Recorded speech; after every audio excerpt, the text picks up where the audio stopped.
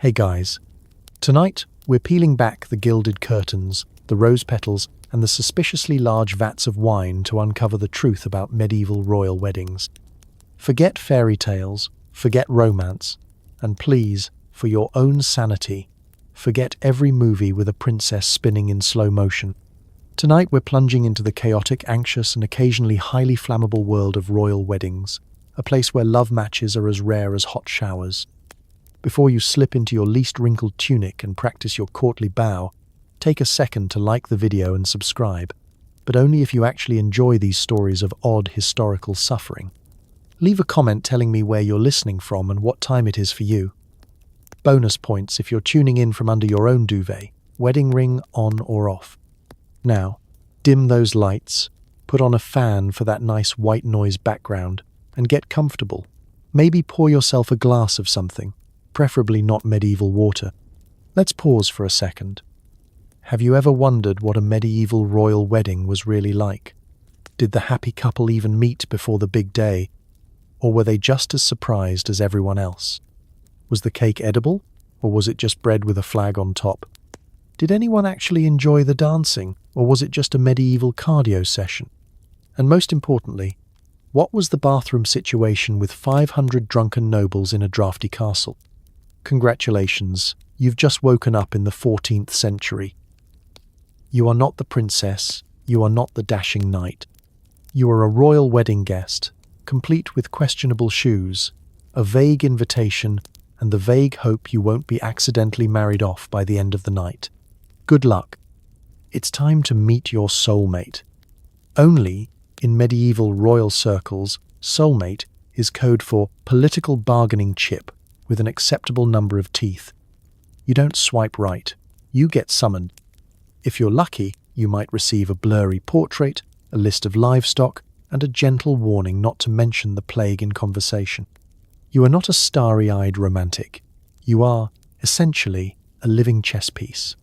Your love story starts with the gentle scraping of a quill across parchment.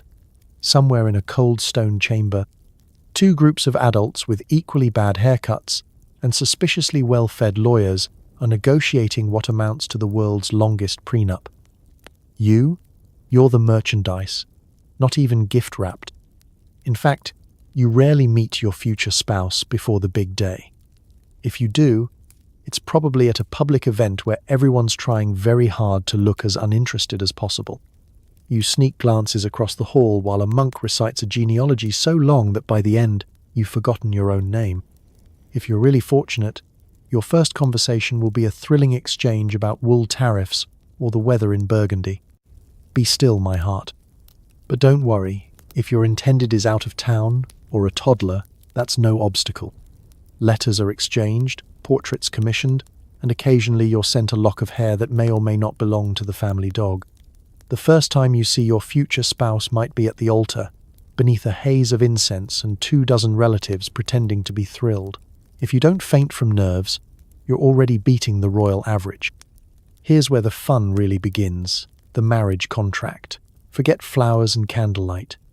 Medieval royal marriages are built on carefully itemized lists of who gets what if someone sneezes at the wrong time. Dowries are negotiated like military alliances. Does your family want that bit of strategic coastline? Great, you'd better be prepared to throw in a herd of goats, 3 silver goblets, and a promise not to invade until after the wedding feast. If you're a princess, your value is measured in acres, jewels, and whether or not your family is currently at war with France. If you're a prince, it's all about the size of your army and the probability that you'll live long enough to produce an heir. Love? Love is that awkward feeling you get when your new spouse's cousin is also your godparent. Medieval genealogy is basically a game of how many branches can we remove before this family tree falls over? For your parents, this isn't just a wedding. It's a diplomatic crisis with dancing. They weigh every possible outcome: peace, war, taxes, who gets the family falcon, and sign on the line with all the enthusiasm of someone agreeing to host a medieval barbecue during a locust swarm. In fact, half the time both parties expect someone to break off the engagement just for sport. Royal weddings are the original reality TV drama, minus the confessional interviews and plus a much higher risk of exile. Meanwhile, you, the happy couple, are paraded in front of advisors and ambassadors, each of whom has an opinion about your chin. You try to look serene and regal, but it's hard when you're wearing 7 layers of brocade and Aunt Hildegard keeps muttering about your future children's jawlines. You wonder what your life might have been if you were born a commoner. Maybe you'd get to choose your own spouse, or at least your own hat. The only romance here is the faint hope that your new spouse won't have halitosis strong enough to knock over a warhorse. But chin up. If you're lucky, your marriage might lead to decades of peaceful coexistence, or at least a solid trade deal on pickled herring. In the end, medieval royal matches are less about hearts and flowers, and more about treaties, taxes, and not accidentally marrying your cousin's cousin. It's not quite a fairy tale, but in the Middle Ages, a strategic marriage was the surest way to survive, succeed, and keep the peace, at least until the next diplomatic incident or someone's goat escapes into the wedding feast. Royal engagements started young, very young, sometimes before you had all your baby teeth. While other children are learning to walk, you're already spoken for, which mostly means adults whisper about you and your future spouse at dinner like you're a pair of vintage cheeses. You don't even remember saying yes, mostly because, at age 3, your top priority is eating mud and napping on the family dog. Congratulations, your fate is being negotiated over honeyed wine and crusty bread, and nobody thinks to ask your opinion. In fact, your first betrothal might take place before you've mastered a single complete sentence. By the time you can pronounce betrothal, you're on your second fiancé. Let's set the scene. You're a royal toddler, sticky-fingered, slightly sticky-faced, being paraded in front of some distant lord and his equally baffled offspring. The grown-ups are deep in conversation, throwing around words like dowry, treaty, and the unfortunate sheep incident of 1371. You, meanwhile, are more interested in whether you can sneak a second helping of mashed turnips. Your engagement is less about flowers and more about economics. Marrying you off to the right family means your father might finally get that border castle he's had his eye on, or, failing that, at least access to some especially fat cows. The adults nod, shake hands, and swap symbolic items, a silver spoon, a lock of hair, or if they're feeling really generous, a cake shaped vaguely like a castle. You, the child, are patted on the head and told you're making history, which is medieval code for being used as leverage. As you grow, you're regularly reminded of your impending nuptials, usually at the least convenient times. Fall off a pony? Better not bruise your face. Your future in-laws are visiting next month. Refuse your vegetables? What will your betrothed's family think if you turn up looking scrawny? Even your birthday gifts start getting practical. Embroidery samplers, books on etiquette, and, for the boys, an extra small suit of armor. Nothing says happy childhood like being measured for a helmet before you can tie your own shoes. But don't worry, you'll get to know your intended. Maybe. Sort of. There's the awkward annual meeting where you and your fellow toddler fiancé exchange sticky, suspicious glances across a table piled high with bland medieval snacks. If you're feeling bold, you might trade toys. If you're unlucky, your future in-law family brings along an intimidating pet falcon that keeps eyeing your lunch. The rest of the year is spent preparing for a life you don't understand. Your tutors slip in subtle lessons about your future spouse's language, which is just a fancy way of saying, here's how to ask for more porridge in Old French. Your parents drop not-so-subtle hints about behaving in front of important visitors, as if you're seconds away from upending the entire alliance by putting a frog in someone's shoe. As you hit the advanced age of 7 or 8, the pressure ramps up. Now there are official portraits, usually painted by someone whose only reference was your great-uncle's wedding, and it shows. The goal is to make you look both noble and healthy. The result is usually something that could double as a scarecrow at a high-end vineyard. Still, nothing is certain until the wedding itself. Royal engagements fall through all the time. Maybe your future father-in-law insults your father's wine, or a war breaks out, Or, most awkward of all, the other kid turns out to be more interested in falconry than treaties. Sometimes, the whole deal gets called off at the last minute, and you're suddenly available again, like a slightly used carriage on the medieval dating market. And so you grow up with the ever-present knowledge that your future is mapped out in someone else's ledger. The upside? At least you never have to suffer through an awkward first date, just an awkward first decade of everyone reminding you what's expected. Welcome to royal childhood. Part fairy tale, part livestock auction, and all negotiation. Forget love letters. In medieval times, the real romance was between your in-laws' lawyers and a pile of gold. The wedding was just the cherry on top of months, or years, of frantic negotiating, secret threats, and one-upmanship involving horses, land, and possibly a fancy hat. Your marriage contract is not written in rose petals. It's forged in the dim light of a drafty hall, between two tables loaded with sweating clerks, anxious fathers, and at least one uncle who is only here because he's banned from family chess night. Before you get to wear any garlands or rehearse awkward vows, your fate is bartered like a particularly unreliable second-hand donkey. And trust me, nobody trusts a second-hand donkey. Picture it. Your father and your future father-in-law locked in the world's longest staring contest, each one convinced he's a genius, each one trying not to blink when the other brings up that unfortunate incident at last year's hunt. They're not just talking about feelings, because there are none. This is all about borders, feuds, and how many barrels of salted fish can change hands before someone storms out in a huff. And in the middle of it all is the dowry, the medieval equivalent of an add to cart button, except instead of free shipping, you might get a small war. Your value on the marriage market is calculated with excruciating detail. Acres, livestock, shiny plates, and enough coins to make the family accountant hyperventilate. For princesses, it's how much land and wealth you can bring.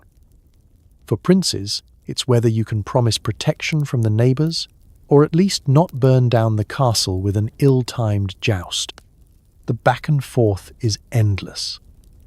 Your mother demands a villa by the sea. Your soon-to-be mother-in-law wants exclusive rights to the family peacock. Every demand is met with a counter-demand, followed by polite but furious scribbling on parchment and a lot of throat-clearing. Negotiators quote, "family history, ancient curses, and, if things get desperate, that one time Aunt Millicent accidentally insulted the wrong abbot at a feast." Sometimes, negotiations stall for months because your cousin got into a fight with their cousin over whose falcon was faster.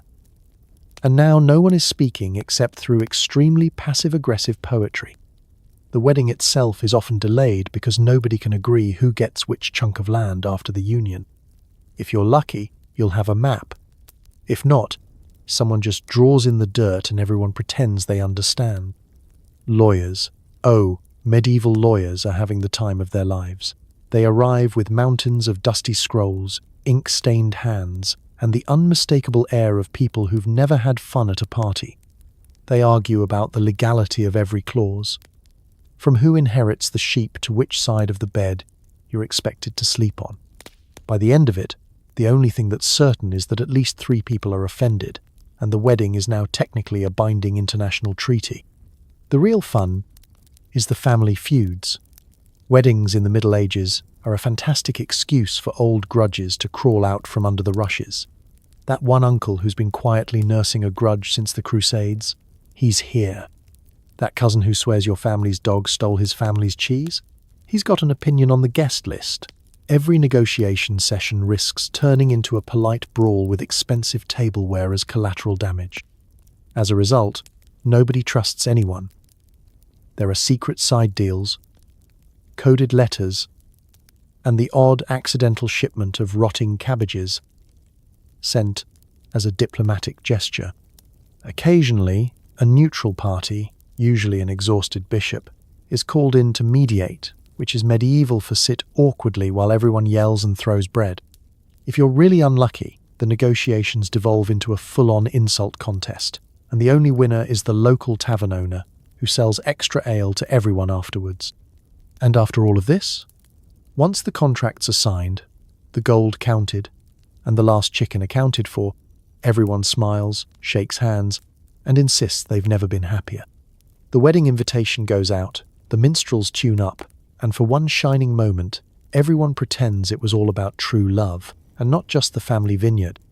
In medieval marriage negotiations, love is optional, but lawyers and awkward family drama are guaranteed. Before the big day, it's time to scrub, pluck, dress, and occasionally terrify the bride-to-be into royal shape.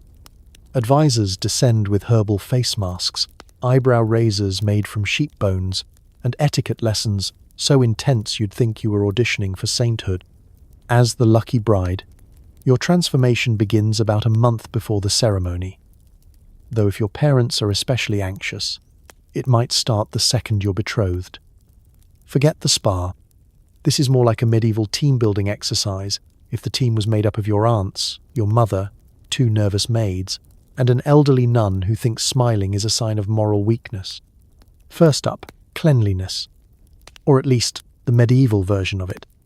You are led to a large wooden tub, possibly the only one in the castle that doesn't double as a pickling barrel, and subjected to a full-body soak. The water is scented with expensive herbs to mask the fact that it was hauled up from a suspiciously greenish moat. Your attendants scrub you with linen cloths, lemon peel, and what feels suspiciously like yesterday's bread. This is less of a gentle cleansing and more of an exfoliation that could qualify as minor landscaping.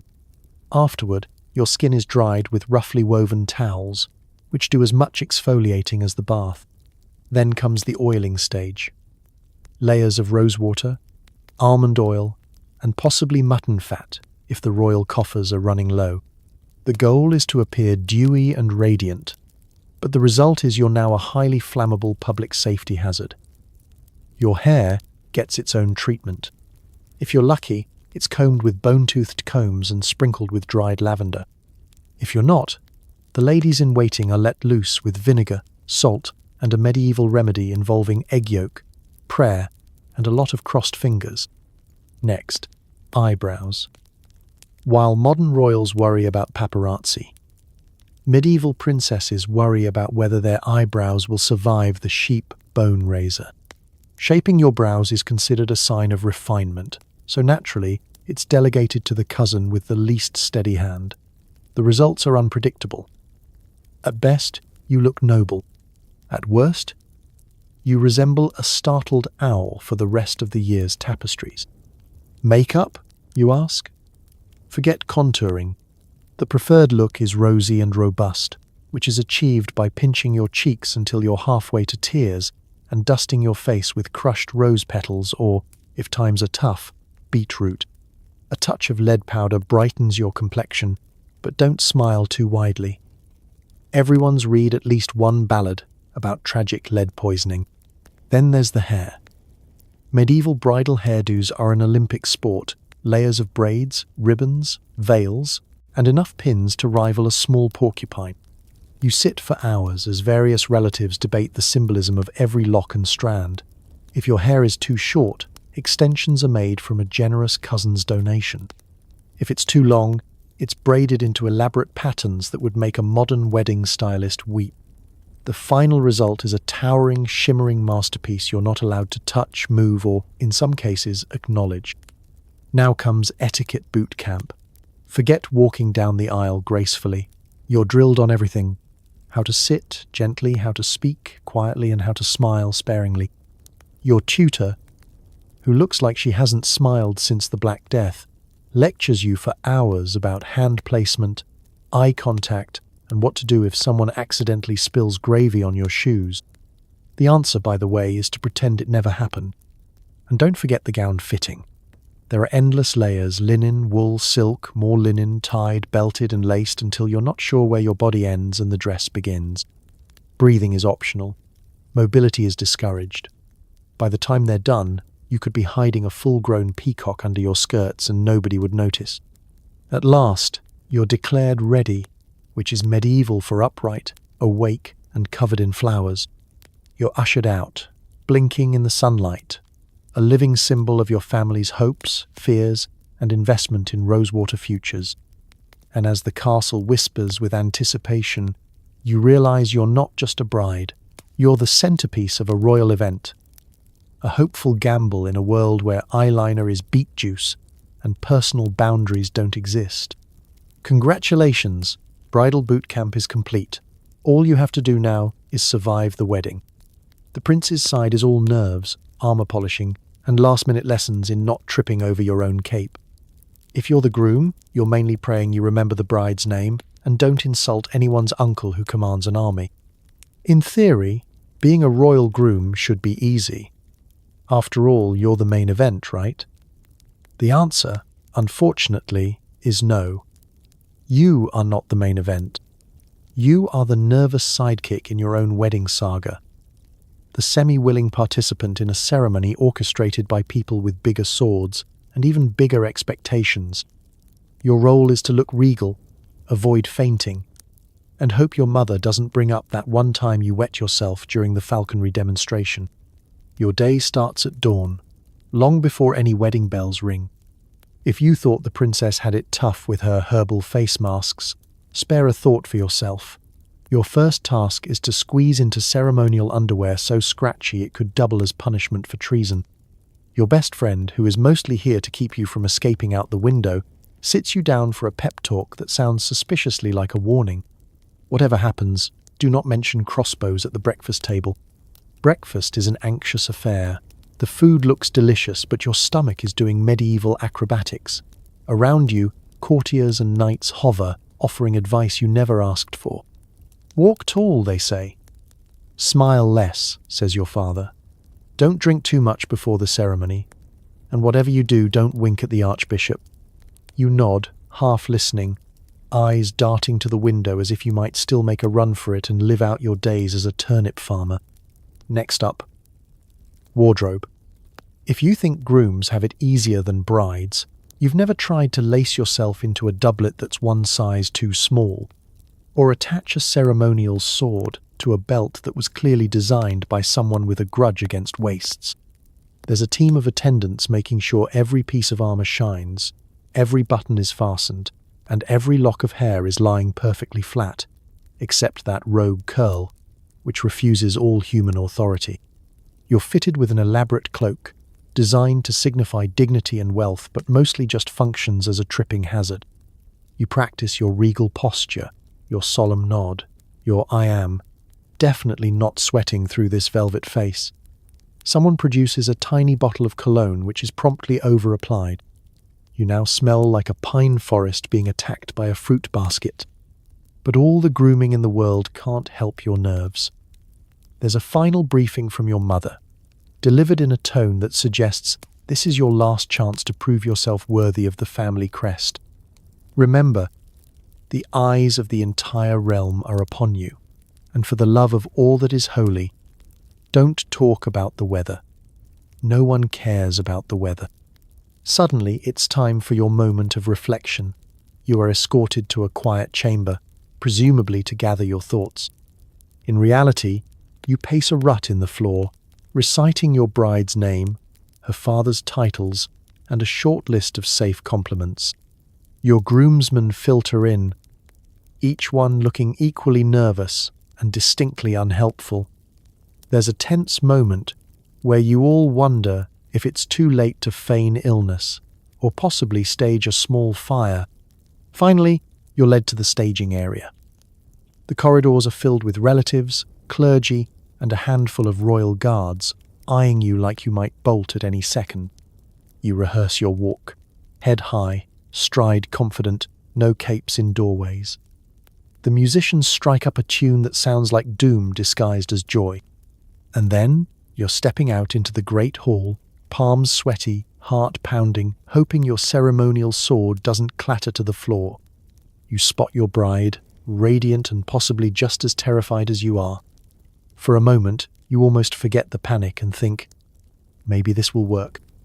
And then you remember, there's a room full of nobles, at least 3 feuding relatives, and you're about to be center stage for the most scrutinized handshake in medieval Europe.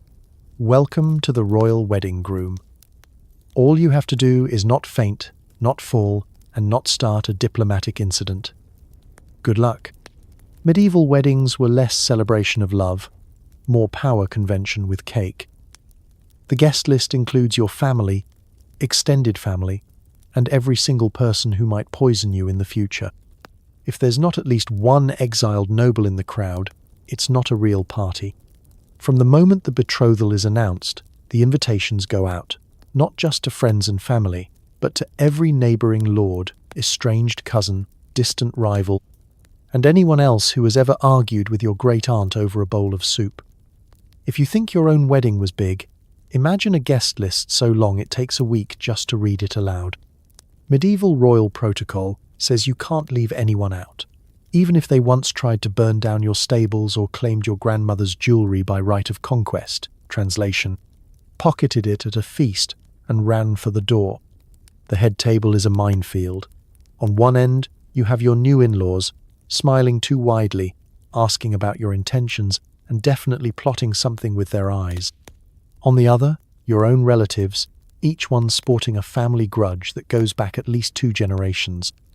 In between, there's a row of distant barons, a couple of bishops who think they're running the show, and the obligatory court jester who knows far too much about everyone's secrets. Then there's the seating chart, or as it's known in medieval times, the diplomatic incident generator. Every placement is strategic. Sit the wrong countess next to the wrong abbot, and you might end up with a theological debate so heated that the priest starts quoting scripture in Latin, loudly, over the soup. Move a viscount too close to his former fiancée, and you risk an incident involving red wine and public accusations of goat theft. And let's not forget the exiles. Medieval politics being what they are, there's always someone at the table who technically shouldn't be within 200 miles of the castle. Maybe they're a disgraced knight, an exiled duke, or a cousin who was forced out after a misunderstanding with the treasury. But it wouldn't be a real medieval party without them lurking in the corner, sipping wine and making cryptic remarks about the quality of the roast. The rest of the guest list is padded with anyone who can claim even a tenuous connection to the happy couple. Ambassadors from 3 neighbouring kingdoms, minor nobles hoping for a decent seat, and at least one mysterious stranger who nobody admits to inviting. Some guests show up just for the free food. Others are there to size up the competition or eavesdrop for valuable court gossip. There are merchants, musicians, and even the odd poet who insists on reciting a sonnet at the worst possible moment. Security is tight, at least in theory. Guards are everywhere, but so are the pickpockets and spies. Half the guests are on the lookout for an assassination attempt, and the other half are quietly making notes about who's speaking to whom. Every clink of a goblet could be a toast, a coded message, or a signal for the kitchen to send out another round of surprisingly tough mutton. The children's table is a diplomatic zone all its own. Royal heirs, distant nieces, and assorted tiny nobles battle it out over who gets the biggest piece of candied fruit. Occasionally, a minor scandal breaks out over a stolen marzipan rose, and negotiations have to be handled with the utmost delicacy by whichever parent isn't already hiding under the table. At a medieval wedding, you're never just celebrating a union. You're managing alliances, fielding grudges, and doing your best to avoid being embroiled in the latest family feud. The real challenge isn't the ceremony.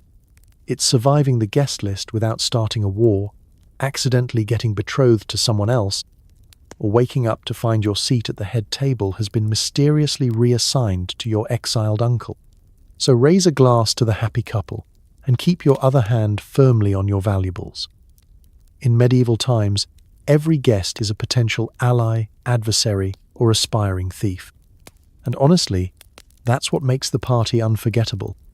The night before the wedding is a test of your liver, your ability to dodge flying bread rolls, and your skill at surviving party games that occasionally end in injury or diplomatic incidents. Forget rehearsal dinners and tasteful toasts. Pre-wedding festivities in the Middle Ages are a high-stakes, multi-course marathon of food, drink, and social danger. The goal isn't just to celebrate the impending union, it's to see who can last the longest before collapsing under the weight of roast goose, questionable fish pies, and enough ale to float a Viking longship. If you're lucky, you'll wake up remembering your own name, If you're not, you might wake up engaged to someone you've never met, or worse, owing a goat to the bishop. The banquet begins at sunset, and nobody knows when it will end. Great tables are loaded with more food than most peasants see in a year. Whole pigs, stews, pies shaped like swans, towers of marzipan, and a suspicious number of jellied eels. There's always something being flambéed or set on fire, either on purpose or as the result of a tipsy uncle's attempt at helping in the kitchen. Every time you think the meal is over, another dish arrives, often announced with a trumpet, a song, or a small parade of nervous servants. Drinks flow like the river during flood season. Ale, mead, spiced wine, every guest is expected to sample everything, ideally at the same time. Toasts are endless. Some are heartfelt, some are sly political jabs, and some are just your cousin Rupert reciting limericks until the jester begs for mercy. Refusing a toast is considered bad luck. So by your third bowl of mead, you're clinking goblets with people you're pretty sure you just met at the latrine. And then, just as the crowd hits peak merriment, the games begin. These are not gentle indoor affairs. Medieval party games are equal parts entertainment and low-level combat. There's blind man's bluff, which, after enough wine, becomes how many nobles can we knock over before someone sues. There are archery contests with targets so distant you can barely see them, and if you're really unlucky, someone uses the groom's hat as a bullseye. If you think party games are for children, think again. Grown men and women are soon roped into wrestling matches, foot races, and impromptu poetry duels. The evening's highlight is almost always the boar's head challenge, which involves trying to balance an entire roasted pig's head on your head while dancing to lute music. Only 1 in 10 survives with dignity, and that's usually because the pig's head falls off and rolls under a table. For those less athletically inclined, there are games of chance and wit. Dice games, riddles, and the ever-popular guess which wine has been poisoned. The answer is often most of them. Wagers are made with coins, jewelry, livestock, or occasionally the right to pick the next song. Losers are gently mocked, winners are toasted, and somewhere in the chaos, 2 rival families start a shouting match over the rules of medieval charades. Every so often, the festivities take a dramatic turn. A minor lord accidentally insults the cook, a visiting diplomat attempts to juggle flaming torches, or a wandering minstrel reveals a scandalous new ballad about the bride's third cousin. The best man is rumoured to have already lost his trousers in a bet, and the flower girl is quietly amassing a small fortune collecting dropped jewellery under the main table. The night grows longer, the candles burn lower, and the laughter gets louder. Tomorrow, everyone will have to look solemn and respectable, but tonight, it's pure, chaotic revelry. And if you make it through without injury, international incident, or an embarrassing nickname, you're already a legend. Medieval pre-wedding parties. Come for the food, stay for the drama, leave with a story or at least a bruise, and a new appreciation for soft, unthrown bread rolls. Forget say yes to the dress. In the Middle Ages, it's say, please let this fit and not smell like cabbage. Royal fashion is a minefield of itchy fabrics, overdone embroidery, and hats so tall they need their own support staff. Welcome to the sartorial nightmare that is medieval wedding attire. The first rule of royal fashion: comfort is for peasants. If it doesn't itch, pinch, poke, or threaten to collapse under the weight of its own decorations, you're probably not wearing enough layers.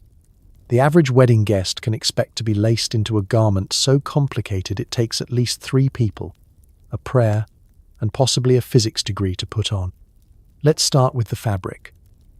Silk is the gold standard, smooth, rare, and outrageously expensive, but most people settle for wool, and not the cozy kind. Think raw sheep meets agricultural twine. It's scratchy, it's hot, and it soaks up every smell from the feast, the livestock, and whatever mysterious perfume the servants use to try and mask the kitchen. Linen is another option, but only for the underlayers, which means the part actually touching your skin is just there to keep the outer wool from burning you alive. Generous, right? Next, the tailoring. In theory, your outfit was custom-made. In reality, your tailor is working from a pattern designed for someone else's cousin, possibly last year's bride. The result? Sleeves that threaten to drag through every dish on the banquet table, shoulders that sit somewhere near your earlobes, and a bodice so tight you wonder if fainting is part of the tradition. The alternative is a tunic so loose you could smuggle a small goat under it, and trust me, at least one guest has. Now, let's talk colour. Bright dyes are a sign of wealth and status, so naturally everyone wants to outdo each other. There are eye-watering reds, made with crushed beetles, electric blues, from ground-up minerals, and the ever-popular mystery yellow nobody asks. The downside? Many dyes fade quickly, bleed in the rain, or leave you smelling faintly of pickles for the rest of the evening. Accessories are not optional. In fact, they're mandatory and borderline hazardous.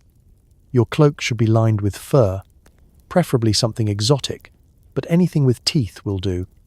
Your shoes are less fashion statement and more cruel joke.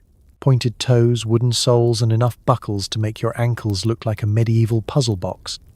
Every step is a negotiation between your dignity and your desire not to topple face first into a passing minstrel. Jewelry is piled on in what historians call wealth panic. Gold chains, rings on every finger, and brooches that double as emergency self-defense weapons. If you're the bride, expect a headdress that looks less like a crown and more like a small architectural project. Veils trail for yards behind you, getting caught on every door, dog, and distracted child in the castle. And the hats. Oh, the hats. These are feats of engineering, tall, conical, draped in gauze and fake gems, and so unstable they come with a silent warning label: do not attempt to dance or sneeze. The taller the hat, the higher your status, and the greater your risk of being mistaken for a parade float. If you're not ducking under doorways or apologizing for whacking someone with your hat's trailing ribbons, you're doing it wrong.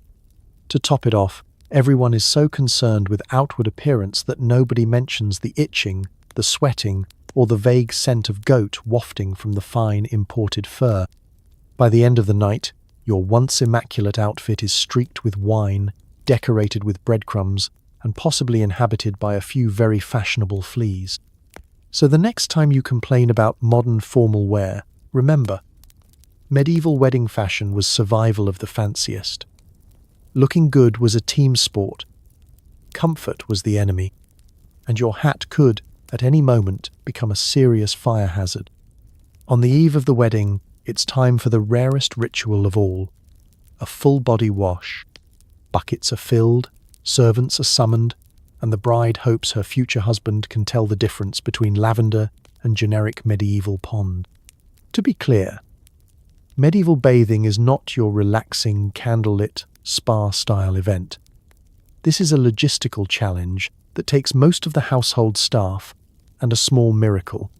First, water must be fetched from the well, possibly half a mile away, hauled in sloshing wooden buckets, and heaved into the great wooden tub that looks suspiciously like it spent last month brining hams. Each bucket is a different temperature, depending on how fast the fire's burning and how long it took the kitchen boy to avoid tripping over the resident chickens. Then comes the heating. Hot water is precious, so it's mixed with cold until the effect is something like mildly not freezing. A fleet of nervous servants test the water with their elbows, mutter prayers, and discreetly scoop out the odd beetle. With so many hands involved, privacy is a myth. If you were hoping for a tranquil solo soak, think again. There's a rotating cast of attendants, aunts, and at least one neighbour who just wanted to see a real bath in action. Scent is a medieval gamble. True, herbs are scattered over the water, rosemary, lavender, mint, whatever's growing in the kitchen garden, or at least hasn't been eaten by rabbits. But nothing can quite mask the undertone of castle basement. Bath soap, if you're lucky, is a lump of homemade lye mixed with animal fat and a dash of optimism. Most people settle for vigorous scrubbing with coarse linen, hoping friction will succeed where science hasn't. If you're the bride, this is the moment when your relatives gather to inspect every inch of your soon-to-be glowing skin. Elbows are scoured, feet are pumiced, and any sign of dirt is treated like an international crisis. Hair is rinsed with rainwater, massaged with vinegar, and perfumed with rose petals. The goal is to emerge looking radiant. The reality? You're slippery, mildly pink, and praying no one notices you still smell faintly of cabbage. If you're the groom, bathing is less about pampering and more about risk management. Your attendants are mainly concerned you won't stink up the altar. Your bath might be shared with your brothers, your cousins, or a passing court jester who just wanted to splash his feet. There's a faint hope the collective steam will make everyone appear less pale and more heroic in the wedding tapestries. Towels are scratchy and in short supply. You might be dried by the fire, air-dried while standing in a drafty hallway, or simply wrapped in whatever cloth the laundry maid hasn't already turned into next week's napkins. Modesty is negotiable. Most people just hope their dignity survives the process. And remember, all this effort is precisely because bathing is so rare. For most of the year, everyone relies on a patchwork system of scented sachets, strategically placed herbs, and wishful thinking. The pre-wedding bath is the exception, not the rule. In fact, it's entirely possible the next time you see your spouse in a tub will be years from now, after the birth of your 5th child, or if you both accidentally fall into a moat during a jousting mishap. Once the bath is done, the bride is perfumed with oils, her hair arranged into an elaborate, flower-strewn sculpture, and the final verdict is issued: fit for royalty.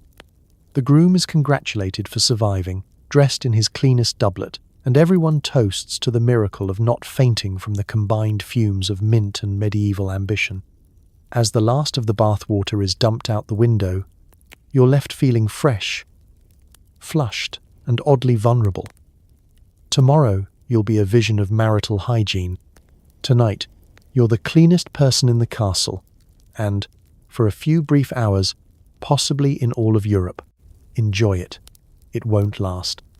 Travel in the Middle Ages means days of bumpy carts, dodgy roadside inns, and the ever-present risk of being held up by bandits, or worse, arriving with the wrong party. If you make it to the castle without losing your luggage or your dignity, it's a win. Before you even think about flower arrangements or your entrance music, you have to get to the venue, which in this case is less picturesque country estate and more cold, distant stone fortress with a suspicious smell coming from the moat. You wake up at dawn. The rooster is your alarm clock, and he has no snooze button. Throw your best clothes in a battered trunk, and cross your fingers that the family's one working cart has been mended since last spring. Let's talk transportation. If you're royal, you might get a covered carriage, essentially a wooden box on wheels, luxuriously padded with something that might once have been straw. If you're just a lesser noble or unlucky cousin, you get a seat on a cart wedged between a barrel of pickled herring and your Aunt Marjorie's extra hats. The lucky few ride horses, but only if they promise not to outshine the bride by arriving with less mud on their shoes. The journey begins with a sense of adventure and ends with a strong desire never to leave home again. Medieval roads are less smooth passageway and more collection of historical potholes. Every mile brings a new challenge. Rutted paths, knee-deep mud, missing bridge planks, and the constant threat of your wheels detaching at the least convenient moment. If you're lucky, you only get stuck in the mud once. If you're unlucky, you're still digging your shoes out when the wedding is over. And then there's the weather. It's always either too hot, too cold, or somehow both. If it rains, congratulations, your cart is now a mobile swamp. If it's dry, the dust coats every inch of your body. So by the time you arrive, you look less like a distinguished guest and more like a dessert topping. Either way, you will absolutely be covered in something unpleasant by the end of the journey. Roadside inns are the only option for an overnight stay, and they range from barely tolerable to definitely haunted. You squeeze into a room with half the bridal party, a snoring merchant, 3 pigs, and a dog that won't stop staring at your feet. The beds are lumpy, the beer is warm, and the stew tastes suspiciously like disappointment. If you manage to sleep, it's only because your body has accepted defeat. Let's not forget the bandits. Every clump of bushes is a potential ambush. If you're not robbed, you're politely extorted. Losing your luggage is practically a tradition. Arriving with everything intact is so rare it's considered a good omen.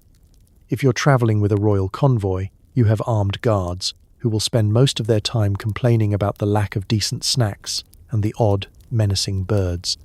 Navigational errors are part of the fun. Maps are artistic interpretations at best, and signposts are either missing or written in a dialect nobody speaks. There's a real possibility you might end up at the wrong castle, or worse, crash someone else's wedding entirely.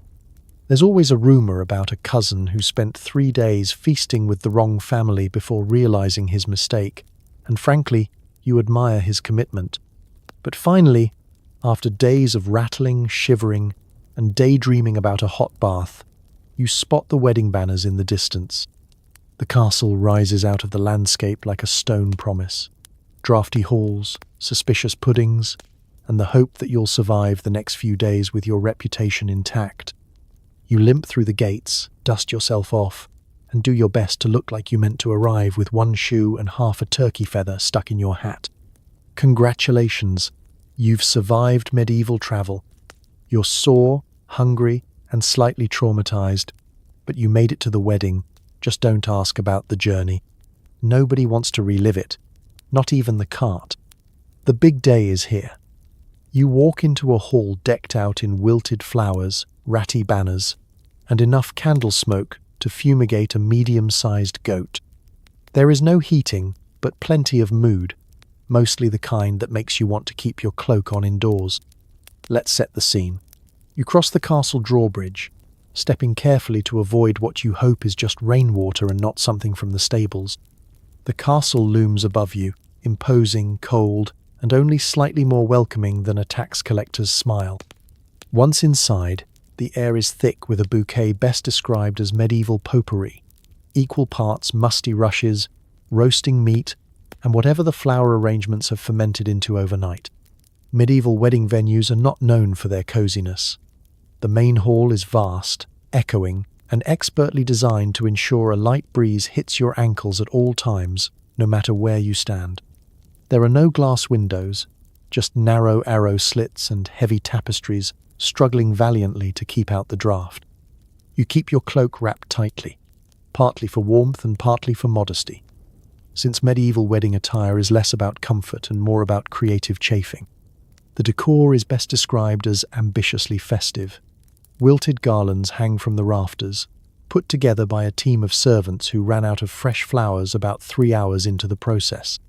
The banners on the walls sport faded family crests, a few suspicious stains, and, if you look closely, some leftover soup from last week's banquet.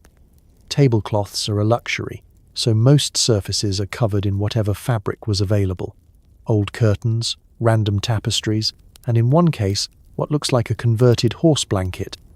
The centerpiece of the room is the wedding dais, a slightly uneven wooden platform where the happy couple will sit under a canopy of honor, which is really just a bedsheet tied to 2 sticks and optimistically sprinkled with rose petals. Candles are everywhere, perched precariously on every ledge, shelf, and available servant. Their flickering light is romantic in theory, but in practice it's mostly an indoor smog alert. A thick layer of wax drips down every candlestick, forming stalagmites that could double as primitive sculpture. And then there's the seating. Long wooden tables stretch the length of the hall, flanked by benches so wobbly you start calculating the odds of falling off before dessert. The head table sits beneath the biggest and draftiest window in the castle, guaranteeing the royal couple a cold breeze with their cold roast boar. If you're a guest, your placement is determined by a mixture of status, luck, and how much your family donated to the church last Easter. Subtle attempts at luxury can be found if you look hard enough. Maybe there's a velvet cushion for the bride, stuffed with actual feathers, from real birds, not the metaphorical kind. Perhaps the best goblets are reserved for the most important guests, while everyone else gets battered wooden cups with a lingering taste of last night's cider. The floral arrangements are, if we're being generous, a selection of whatever plants survived the trip from the kitchen garden, plus a few enthusiastic weeds. Ambient noise is a symphony of creaking doors, servants rushing to and fro, and the ever-present drip of water from somewhere in the ceiling. The musicians tune their lutes with a desperation that hints at possible blackmail. The local jester is already working the room, making jokes about the draft and the fact that nobody can see their food through the haze of candle smoke. Yet, despite the quirks and the cold, there's a kind of charm, the chaos, the effort, the lopsided decorations. They all add up to something real, something undeniably medieval. You wrap your cloak tighter, take a seat, and wonder if you'll ever be warm again. But hey, it's a wedding, and if nothing else it will be memorable, draft, wilted flowers, goat-scented air and all. The service itself is long, complicated, and delivered in a language nobody understands, including the bride and groom.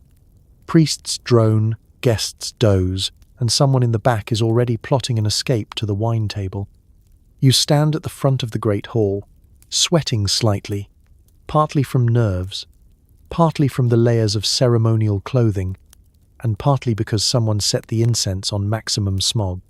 The priest, dressed in robes so heavy they could double as ship sails, launches into a Latin introduction that sounds impressive but is mostly lost on the crowd. There's an immediate hush, broken only by the subtle shuffling of uncomfortable shoes and the occasional suppressed sneeze from a guest allergic to flowers, red, whatever was growing in the castle yard. The bride and groom exchange glances. Are they meant to respond to this bit? Are they supposed to kneel now, or just try to look pious?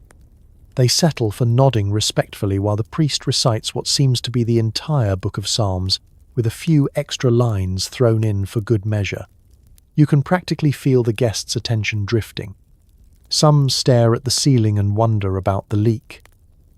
Others play a silent game of which banner is most likely to fall down first. The ceremony is more performance than love story. At various points, attendants step forward with holy water, embroidered cushions, and ceremonial rings so chunky you could use them as doorstops. If you're important enough, there's a gospel book to kiss, a massive tome requiring 3 people and a donkey to move into position. The bride's veil is adjusted at least 6 times, each tweak accompanied by a committee of aunts hissing instructions and offering unsolicited fashion advice. Most of the service is about legalities and alliances. The priest asks long, winding questions that nobody can answer with a straight face. Do you, noble heir of this, that, and also the other, promise to remain loyal and fruitful, to produce heirs and not start unnecessary wars over cheese? The couple mumbles something that sounds like agreement, and everyone nods as if it makes perfect sense. If the couple is especially unlucky, the priest includes a short sermon about the responsibilities of marriage. This is not the romantic pep talk you might expect. Instead, it's a gentle warning against infidelity, a stern lecture about joint property rights, and a surprisingly specific anecdote involving Saint Theobald, a lost goat, and the dangers of marital bickering. Rituals follow. There's the blessing of the rings, the exchange of a symbolic coin, and, in some traditions, the tying of hands with a ribbon to prove you're now legally, spiritually, and sartorially bound to each other. In case you're wondering, the knot is always a little too tight, and nobody remembers how to undo it. At least one guest will have bet on whether the couple will trip over the ribbon on their way out. Behind the scenes, the children assigned as ring bearers try not to eat the petals, while the family dog makes a determined bid for center stage, lured by the scent of leftover sausage under the altar. The castle jester hovers, waiting for his one chance to slip in a joke about ball and chain before being shushed by the nearest bishop. As the service finally draws to a close, the priest raises his hands, mutters a final blessing, and gestures for the couple to seal the marriage. There's a tense, awkward pause as everyone holds their breath, hoping for a dignified peck and not a repeat of last year's over-enthusiastic embrace that led to a toppled altar and a new church rule about minimum safe distances. And then it's done. The crowd erupts into polite applause, relieved sighs, and the universal stampede toward the nearest goblet of wine. The couple is married, the priest is hoarse, and somewhere the castle dog is celebrating by stealing the ceremonial bread. You survived medieval matrimony. Now, on to the feast. If you can still feel your legs. Exchanging rings was a sign of status, but most medieval rings double as tiny handcuffs or secret poison containers. If you're lucky, yours won't turn your finger green before the honeymoon. The moment arrives, the priest solemnly holds out the rings, and the crowd leans forward in anticipation. Forget about simple gold bands. Medieval wedding rings are serious business. They're oversized, ornate, and often engraved with phrases in Latin, family mottos, or, if the goldsmith was feeling cheeky, a prayer that this union lasts longer than last winter's cabbage. Sliding one onto your beloved's finger is less slip of the hand and more gentle wrestling match, as the craftsmanship is better at trapping fingers than symbolizing eternal devotion. For the noble set, a ring is a walking advertisement for family wealth. The bigger the gem, the bigger the bragging rights. Never mind that the gemstone is about as practical as a toe ring on a knight. Some rings are studded with sapphires, rubies, or precious stones that, upon closer inspection, might actually be coloured glass. The best pieces are handed down through generations, which means they've already survived at least one kitchen fire, 3 excommunications, and a scandal involving a bishop and a suspiciously well-dressed goose. If you're not nobility, your wedding ring might be a plain band, copper, bronze, or even bone if times are tough. The effect is more rustic charm than royal treasure, and if you're really down on your luck, you might exchange garlands or a simple knotted string, which is a lovely symbol until it unravels at the reception and you spend the next hour pretending it's all part of a local custom. But back to the rings of the upper crust. Some are designed to impress, others to intimidate, and a select few to hide things. Poison rings, yes, actual rings with tiny hidden compartments, are very much in fashion if you move in the kind of circles where being married off to a rival means always having an escape plan, or at least the means to give someone a nasty surprise in their wine. Nothing says "I love you forever" quite like a keepsake that doubles as a crime tool. Comfort, of course, is optional. These rings are heavy, often too tight, and occasionally sharp enough to leave marks that last longer than the honeymoon. The bride might find her ring is so bulky it gets caught in the lace of her sleeve, or so loose it clatters to the floor with a sound that makes every guest briefly panic that the marriage is already doomed. For the groom, slipping the ring on is an exercise in grace and brute strength, especially if the church is chilly and everyone's fingers have shrunk with the cold. The symbolism is endless. The circle represents eternity, unity, and the fact that you are now contractually obligated to each other for as long as you both shall avoid accidental poisoning. Some couples opt to engrave sweet nothings inside the band, which is charming until you realize your spouse's ring is engraved with directions to the family crypt, just in case. If you're especially superstitious, you'll want to check that the ring was blessed by the right priest, made from the right metal, and worn on the right hand. Medieval people took omens seriously. A ring that slipped off could mean bad luck, a ring that fit too tight could foretell quarrels, and a ring that disappeared entirely, well, expect at least 3 aunts to start weeping and 1 to begin searching for witches in the guest list.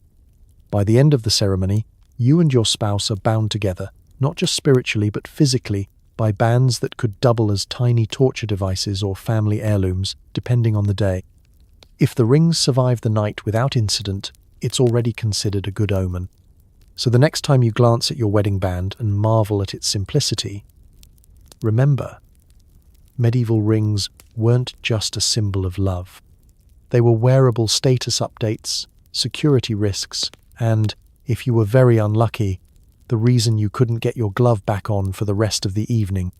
It's time for the ceremonial kiss. In medieval royal circles, this is the equivalent of a moon landing. Everyone watches, someone probably faints. If you get it right, there's applause. If you get it wrong, it becomes next year's scandal. There's nothing private about your first kiss, as a married couple.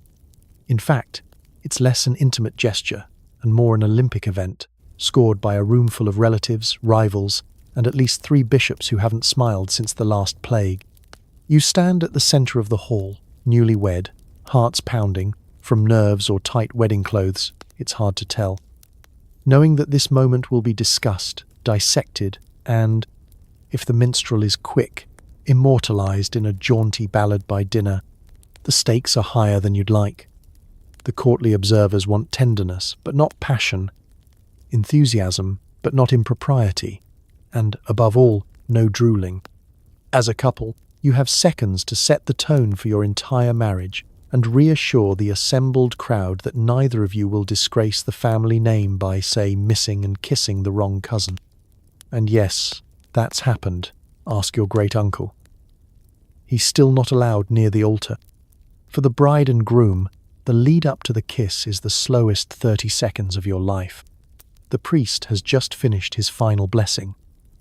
The choir is hitting their most optimistic chord, and you're both desperately trying to remember everything you were told in etiquette boot camp. Stand close, don't trip on the hem, keep your eyes open, or was it closed? And whatever you do, don't laugh. Across the aisle, Aunt Mildred is clutching her pearls with the anticipation of someone about to witness a minor miracle. In theory, the kiss is a sign of affection and new beginnings.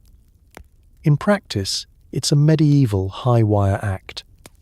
If you're too reserved, people whisper about an icy union.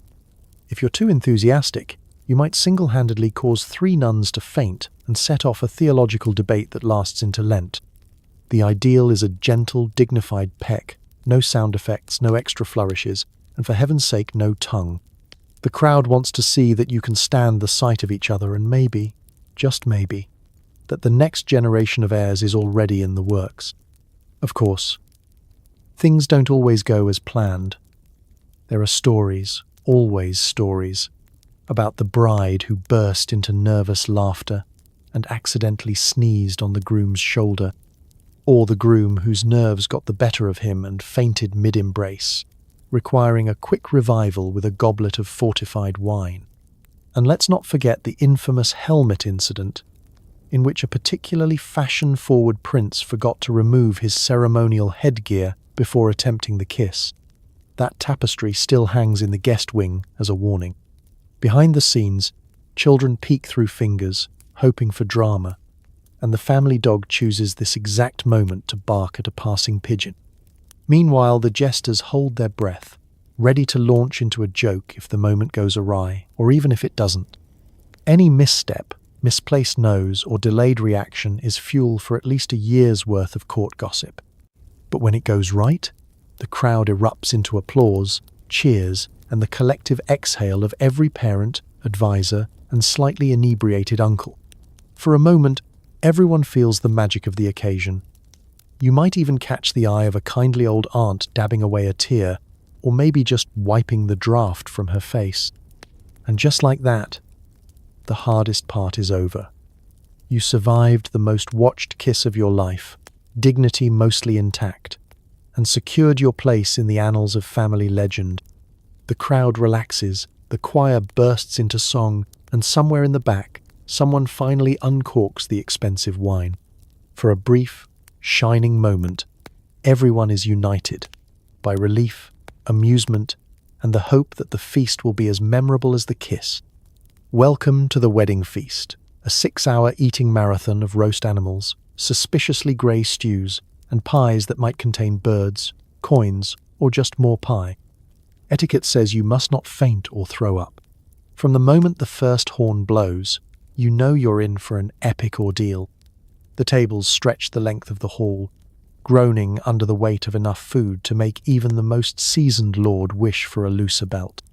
Servants rush back and forth with trays piled high, dodging enthusiastic guests and the occasional wayward dog with the agility of circus performers. The menu is both impressive and intimidating. There are whole roast boars, each staring at you with a fixed expression of, "Don't blame me, I was just grazing yesterday."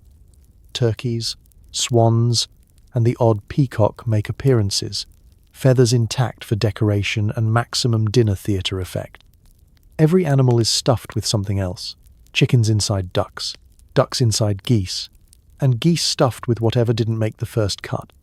The result is a Frankenstein's monster of protein, all lavishly spiced if you're lucky, and slightly burnt if you're not. Then come the stews, bubbling in massive cauldrons that may have doubled as last week's laundry tubs. The colour palette ranges from could be mushroom to definitely not mushroom, with the texture of porridge left out in the rain. These are accompanied by hearty loaves of bread, so dense and crusty they could double as blunt weapons if conversation turns political.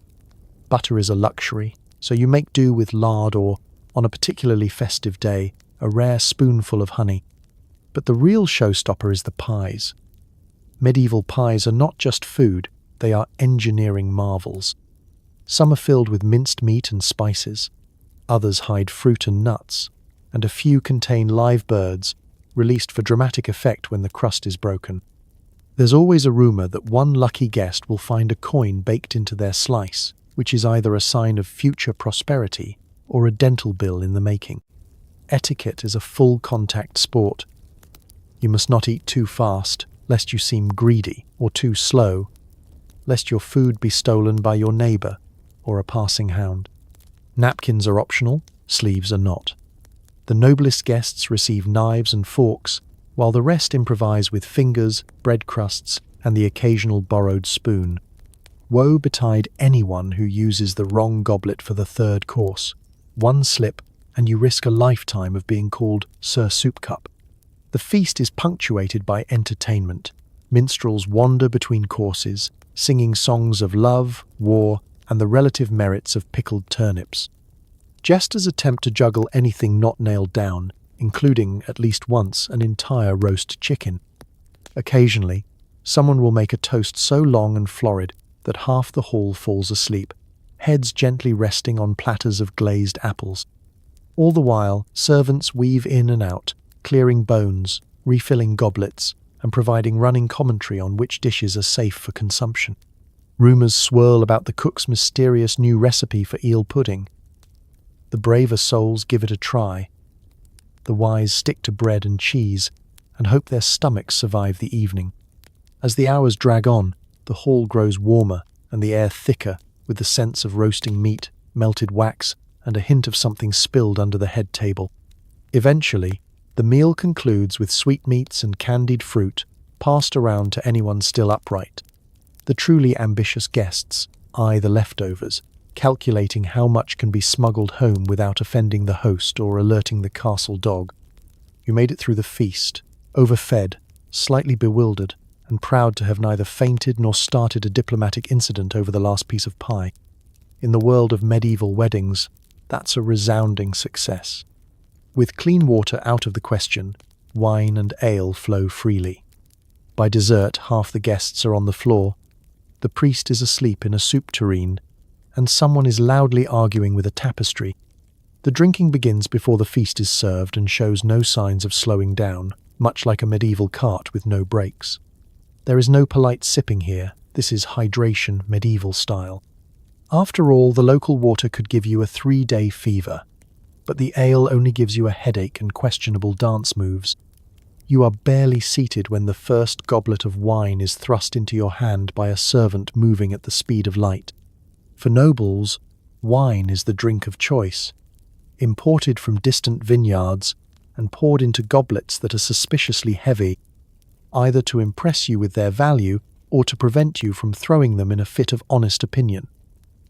For everyone else, there's ale, brewed strong enough to hide the taste of last year's river. The toastmaster, a distant cousin with a voice like a battle horn, leads the opening toast.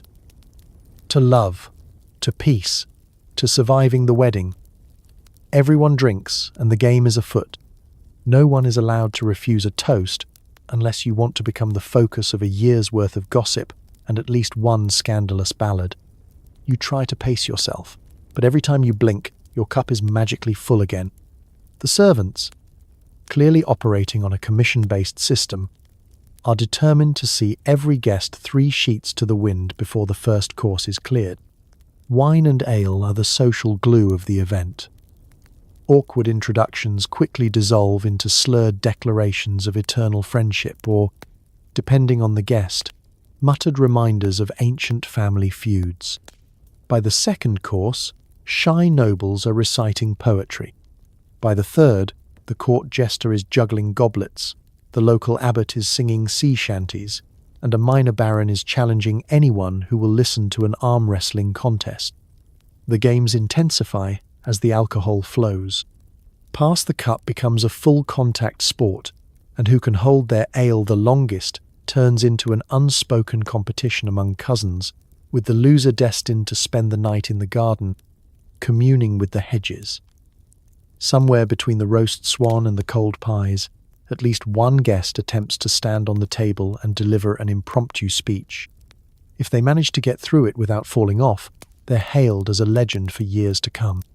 As for the older guests, the strong drink provides both warmth and a convenient excuse to nap at the table, heads pillowed on embroidered sleeves. The priest, who tried valiantly to stick to watered-down wine, is finally overtaken by the third round of toasts and found gently snoring in a tureen of soup. It takes 3 servants and a lot of discretion to ease him upright again. Of course, every wedding needs a little drama, and nothing supplies it faster than a castle full of overserved nobles.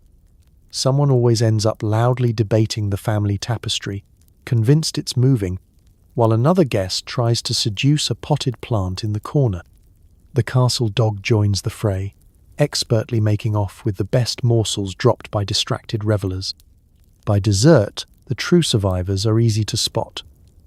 Flushed cheeks, mismatched shoes, and the unmistakable swagger of people who are only vaguely aware of which way is up. Songs are sung, some bawdy, some suspiciously off-key, and secrets are spilled, both metaphorically and literally, all over the rushes. As midnight approaches, you marvel that so much bonding, drama, and confusion can spring from the simple act of avoiding the drinking water. In the end, it's not just a celebration, it's an endurance test. If you make it through without declaring your undying love for the coat rack or waking up wearing someone else's hat, you're doing better than most. Cheers to you. No medieval wedding is complete without performances, which might include juggling, fortune-telling, or, if you're very unlucky, live bear wrestling. The goal is distraction, mainly from how cold you are. The moment you walk into the wedding hall, the entertainment is already at full volume. In one corner, a troupe of minstrels plucks away at lutes and fiddles with the resigned determination of people who haven't felt their fingertips since Michaelmas. Their repertoire consists of love ballads, cautionary tales, and the occasional bawdy song that sends the older guests into fits of scandalized giggles, while the children memorize every word for later blackmail.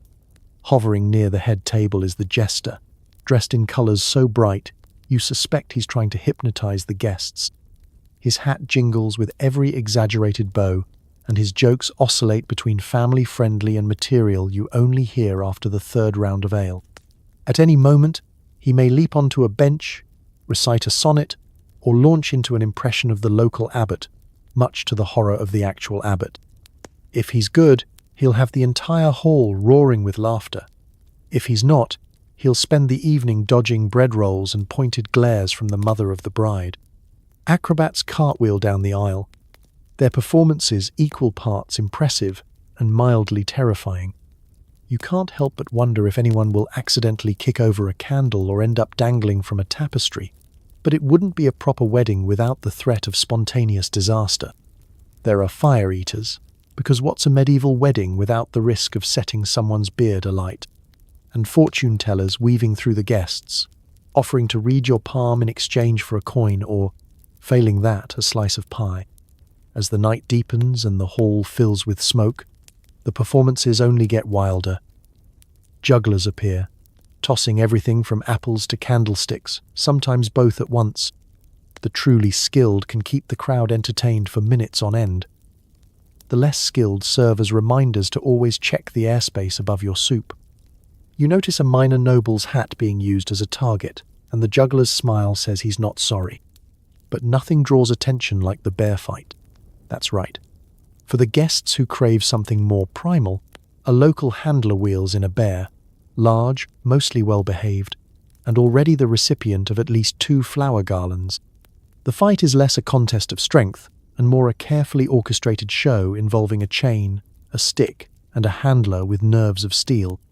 The bear, for its part, is mostly interested in the honey cakes handed over as a bribe. Still, the spectacle is enough to get everyone on their feet, cheering, groaning, or quietly planning their own bear-themed wedding in the future.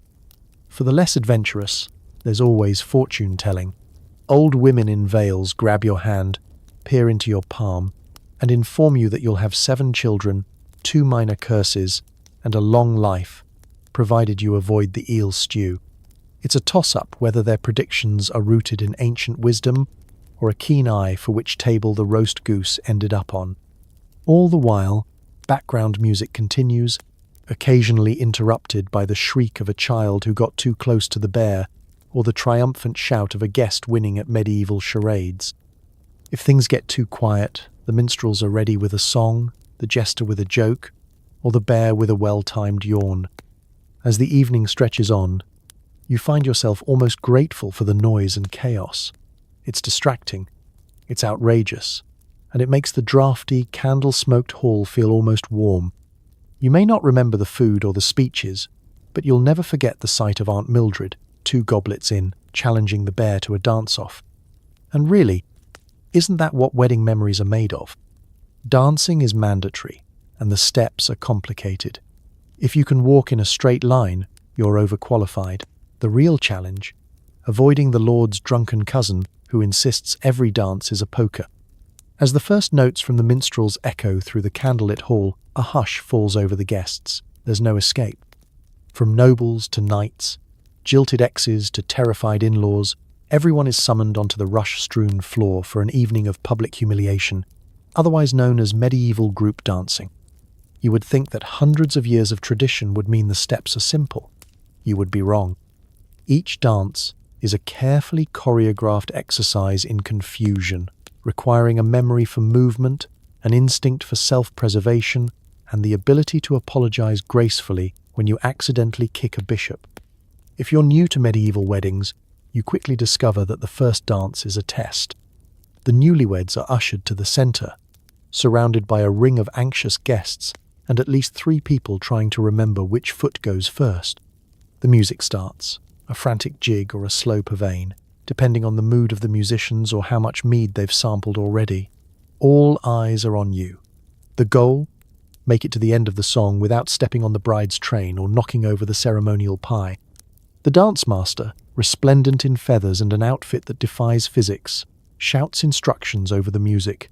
Turn, bow, spin, don't trip over the dog. You follow as best you can, your brain trying to keep pace with your feet. Someone always goes the wrong way, leading to a ripple of confusion and the quick formation of a conga line that was definitely not in the original choreography. Soon more guests join the fray. Young squires, giggling maids, and the Lord's notorious cousin, all spinning, hopping, and colliding in a blur of linen and velvet. The air is thick with nervous laughter, apologies, and the sound of shoes scraping against the ancient floorboards.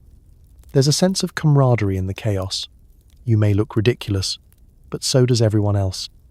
Even the stoic old knight who once fought in 3 wars is now gamely skipping in a circle, desperately trying not to look at his feet.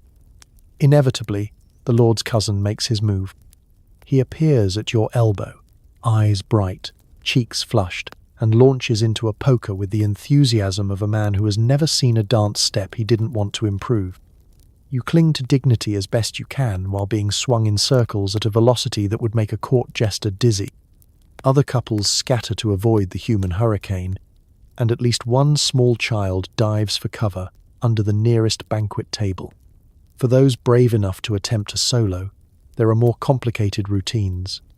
Weaving in and out, clapping at the right moment, and the ever-popular, can you lift your partner without both of you ending up in a heap? Spoiler, the answer is usually no. Someone is always a little too ambitious, and the result is a memory that will haunt wedding anniversaries for years. By the time the last song ends, you're sweating, breathless, and slightly bruised. Your hair is askew, your shoes have mysteriously swapped feet, and your sense of rhythm is gone, never to return. But you did it. You survived the medieval wedding dance floor, a feat that earns you the respect of all present and possibly a second helping of pie. As you stagger off the dance floor, the minstrels strike up one final triumphant tune. The hall erupts in applause, not just for the music, but for the survivors. You take a bow, laugh off your mistakes, and promise yourself that next time you'll fake a limp and hide behind the bear. At least the bear never polkas. Time for the public bedding. Yes, the wedding night is a team sport, complete with onlookers, witnesses, and someone's great aunt wishing you both good luck. Privacy is not invited. There's nothing quite like the medieval bedding ceremony to make you reconsider your life choices. After a day spent being scrubbed, dressed, feasted, toasted, and spun in more circles than a court jester, you'd think the newlyweds would finally be left alone. Instead, you get an audience, half the castle, a handful of priests, and at least one local bard determined to narrate every movement. It's less happily ever after, and more stress test for your nerves. The ceremony begins with a parade, yes, a literal parade, through the castle corridors. The bride and groom are escorted by a cheering, mildly tipsy crowd, brandishing candles and shouting helpful encouragements like, "Don't trip, and remember your lines."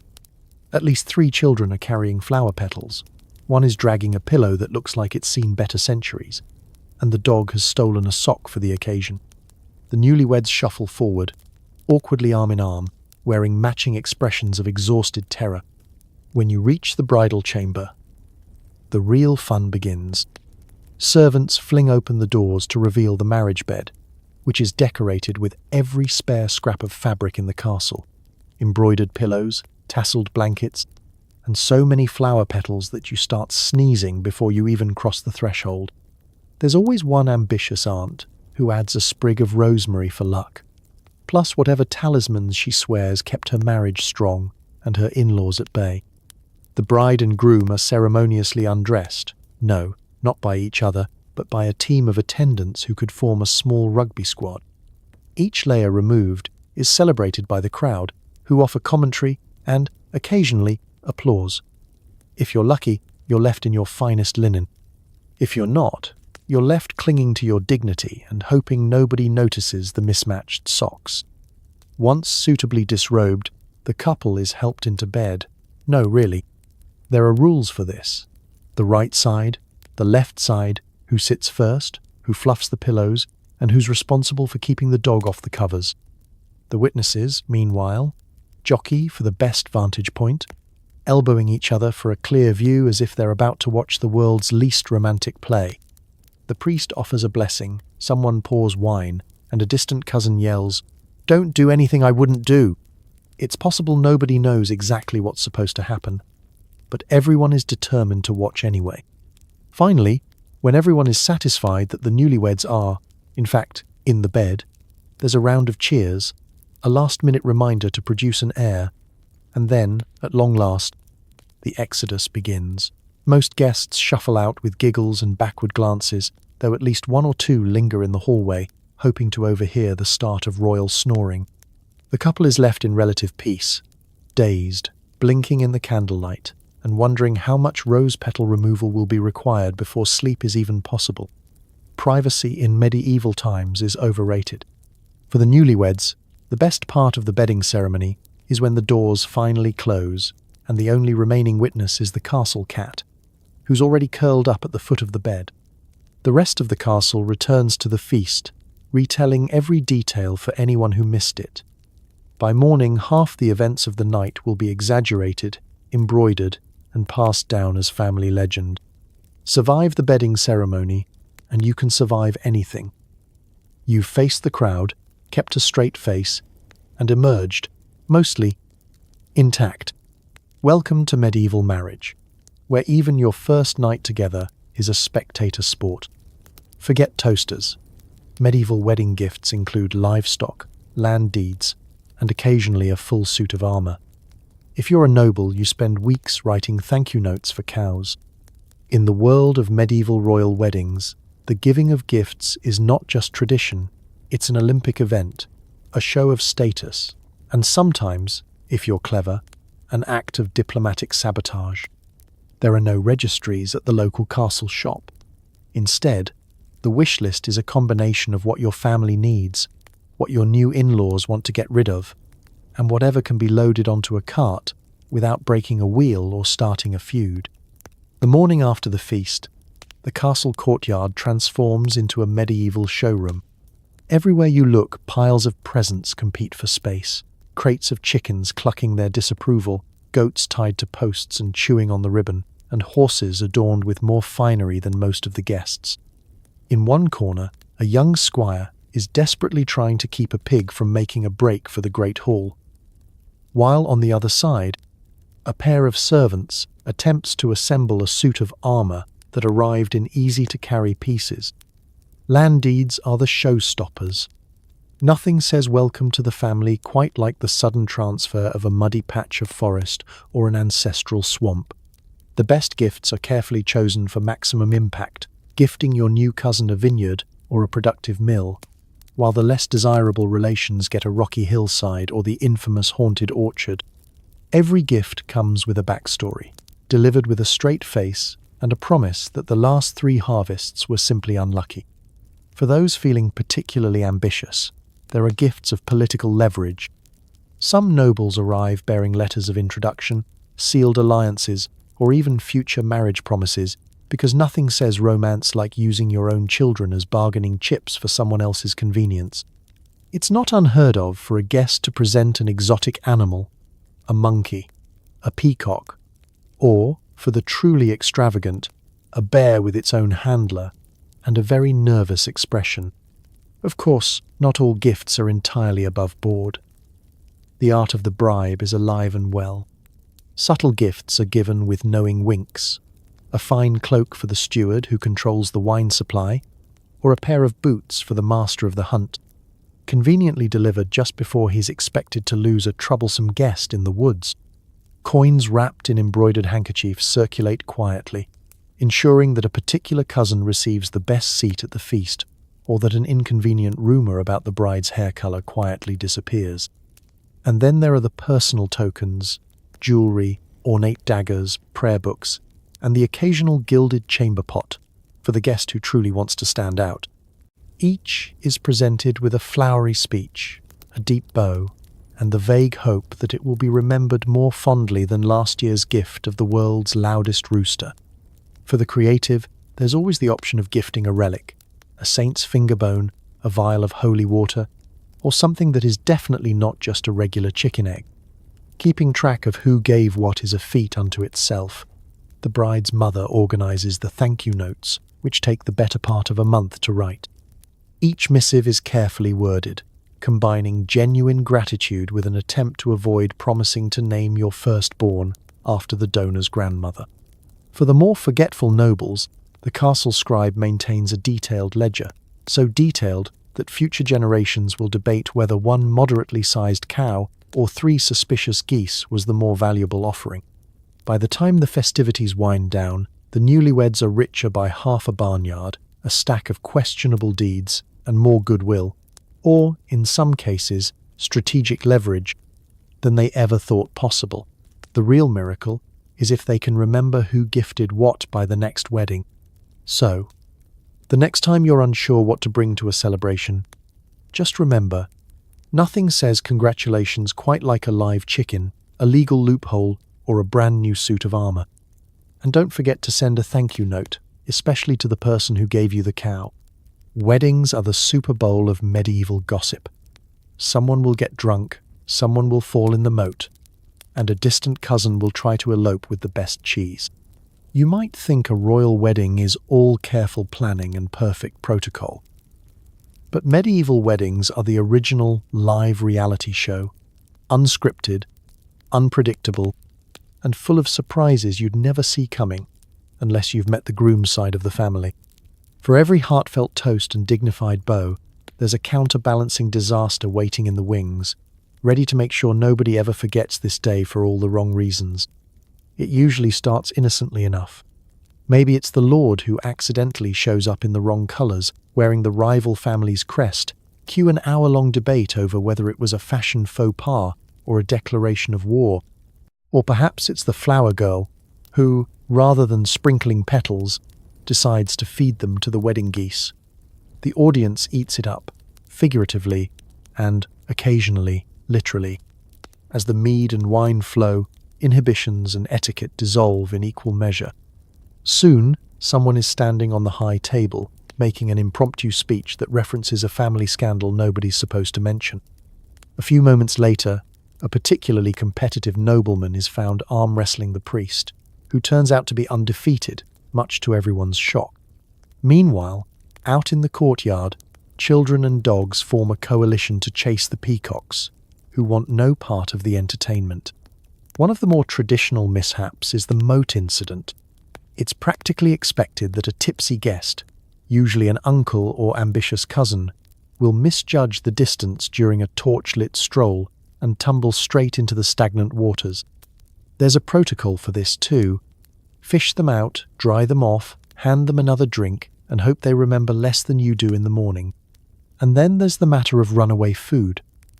Medieval weddings take their pies seriously, so when the live bird pie is unveiled and actual birds escape into the hall, chaos reigns.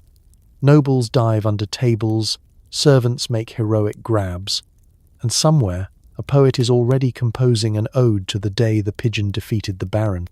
Meanwhile, an enterprising distant cousin tries to smuggle the best cheese out under her cloak, only to be caught by a suspicious hound who refuses to let go until bribed with a meat pie.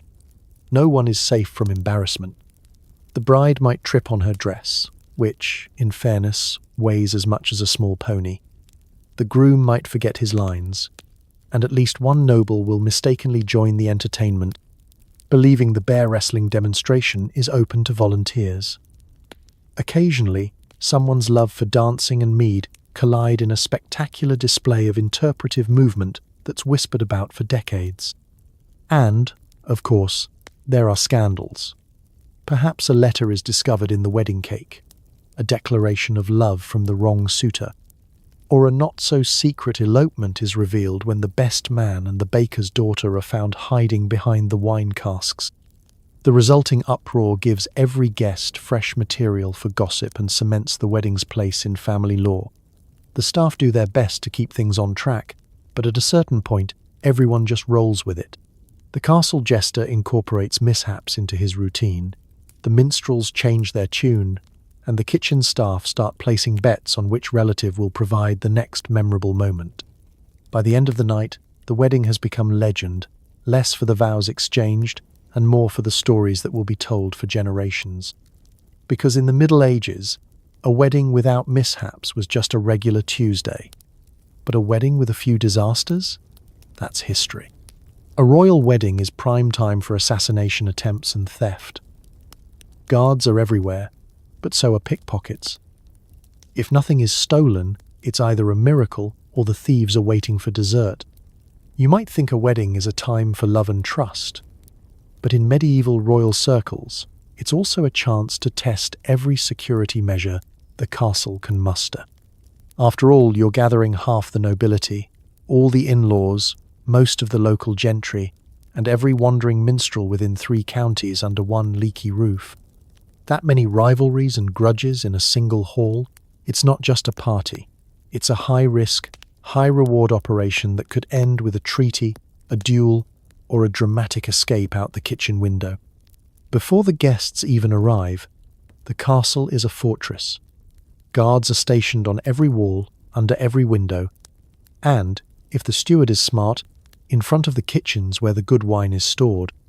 Archers keep watch from the towers, swords gleam at every corner, and somewhere, an old knight who hasn't had real action in decades is polishing his armor with the hope that tonight will be eventful.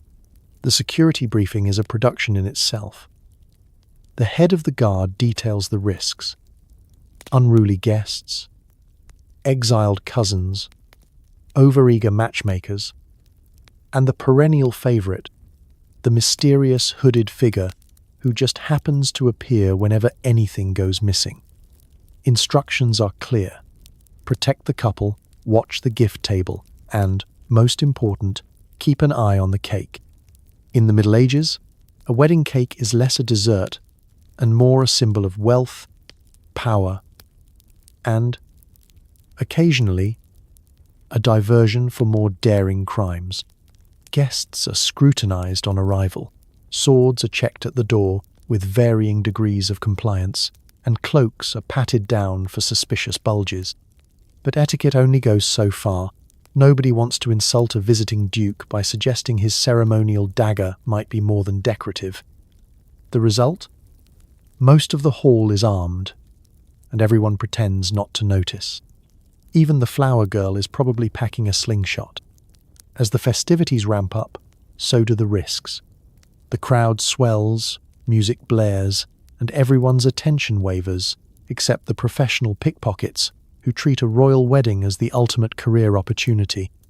They move through the hall like ghosts, lifting purses, snatching rings, and occasionally swapping a nobleman's goblet for a cleverly disguised fake.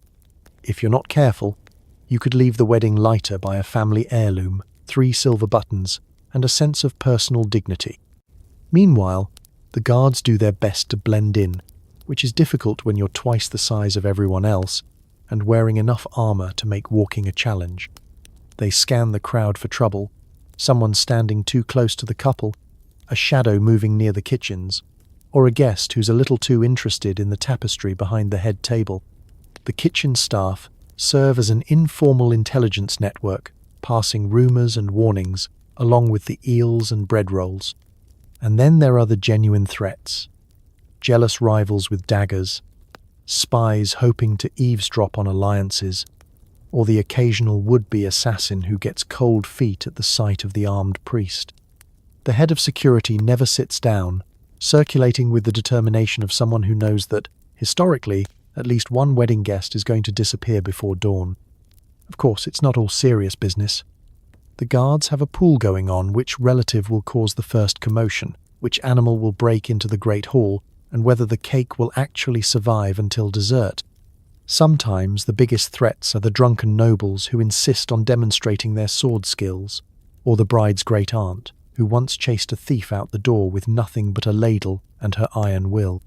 By the end of the night, if the couple are still married, the cake is mostly intact, and the family jewels are where they started, it's considered a smashing success.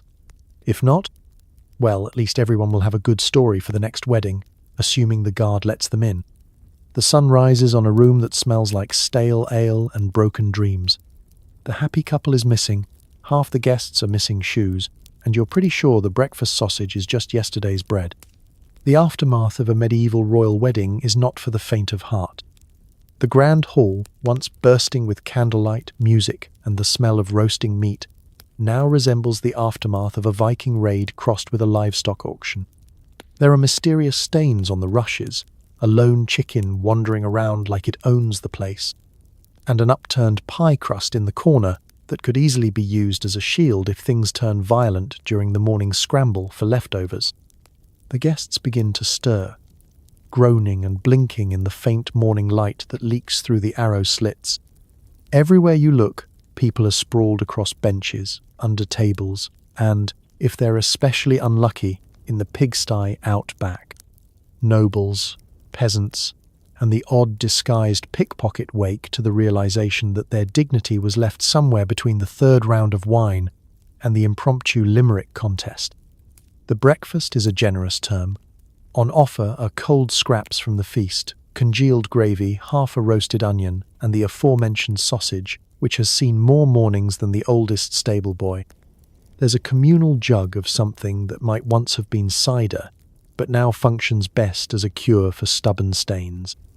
Still, hunger and pride do battle, and you force down a few mouthfuls, ignoring the fact that someone's cousin is using last night's bread as a pillow. Where are the newlyweds? That's anyone's guess.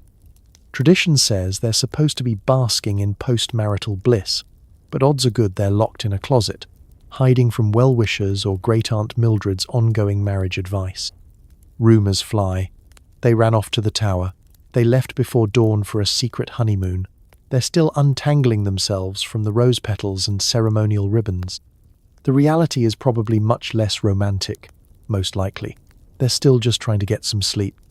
Outside the hall, servants tiptoe around the snoring bodies, picking up goblets and gently relocating the more valuable guests to private chambers. The cook counts the silverware, always comes up short, while the guard captain does a head count to ensure no one important is actually missing, or worse, still wandering around in the castle gardens trying to find the latrine. There's always one or two guests who wake up chipper, swearing they never get hangovers and ready to organize another round of singing before the rest of the castle threatens to revolt. The majority, however, clutch their heads, groan at the sight of sunlight, and vow never to drink again, at least until the next festival. Someone always starts a hair of the dog remedy involving raw eggs, old mead, and a prayer to St. Bridget, and someone else is found trying to soak their feet in a soup tureen. The gossip starts before the last snore fades. Who disappeared with whom? What happened to the ceremonial cheese? Did anyone ever retrieve Lord Wilfrid from the moat? The wedding feast may be over, but the stories are just beginning. One servant whispers about the dramatic moment when the jester tried to ride the peacock, another about a noble caught sleepwalking in full armor. As the sun climbs higher, the castle slowly returns to life. The minstrels tune up again, the children resume their games, and those with enough stamina or questionable life choices begin preparing for the next round of celebration. For everyone else, it's a day of recuperation, regret, and quiet gratitude that, for now, the madness is over. You survived the wedding, and now, if you can find your shoes, you just might survive the morning after. Once the music stops and the guests stagger home, the real work begins. Marriages mean treaties, land swaps, and sometimes accidental wars. Love might not last, but paperwork is forever. Welcome to the hangover that never ends, the political aftermath of a medieval royal wedding. While the newlyweds attempt to recover from the bedding ceremony and the best man is still searching for his dignity somewhere near the kitchens, the castle's great hall is transformed. The feast tables are cleared away, replaced by piles of documents, ledgers, and harried scribes furiously sharpening quills like they're preparing for battle. The ink flows faster than the wine did. There are treaties to sign, agreements to revise, and a confusing tangle of land maps to decipher, each showing a slightly different border, depending on whether your uncle was holding the pen or your future in-law was elbowing him out of the way. The negotiations that seemed settled during the engagement now require a second, third, and occasionally a fourth round of clarification, as each side discovers new loopholes, ambiguous clauses, and surprise ancient family rights that conveniently pop up just after the wedding cake is gone. Alliances made during the wedding are put to the test immediately. Distant cousins who swore eternal friendship after the fourth cup of mead are now arguing about fishing rights, or the true ownership of that one disputed sheep pasture. If you're the bride or groom, you become the unwilling star of every conversation, a walking, talking treaty. Everyone wants a piece of your attention, your time, and, if possible, a footnote in your dowry. Of course, every noble in attendance is calculating their next move. A good alliance means more than peace.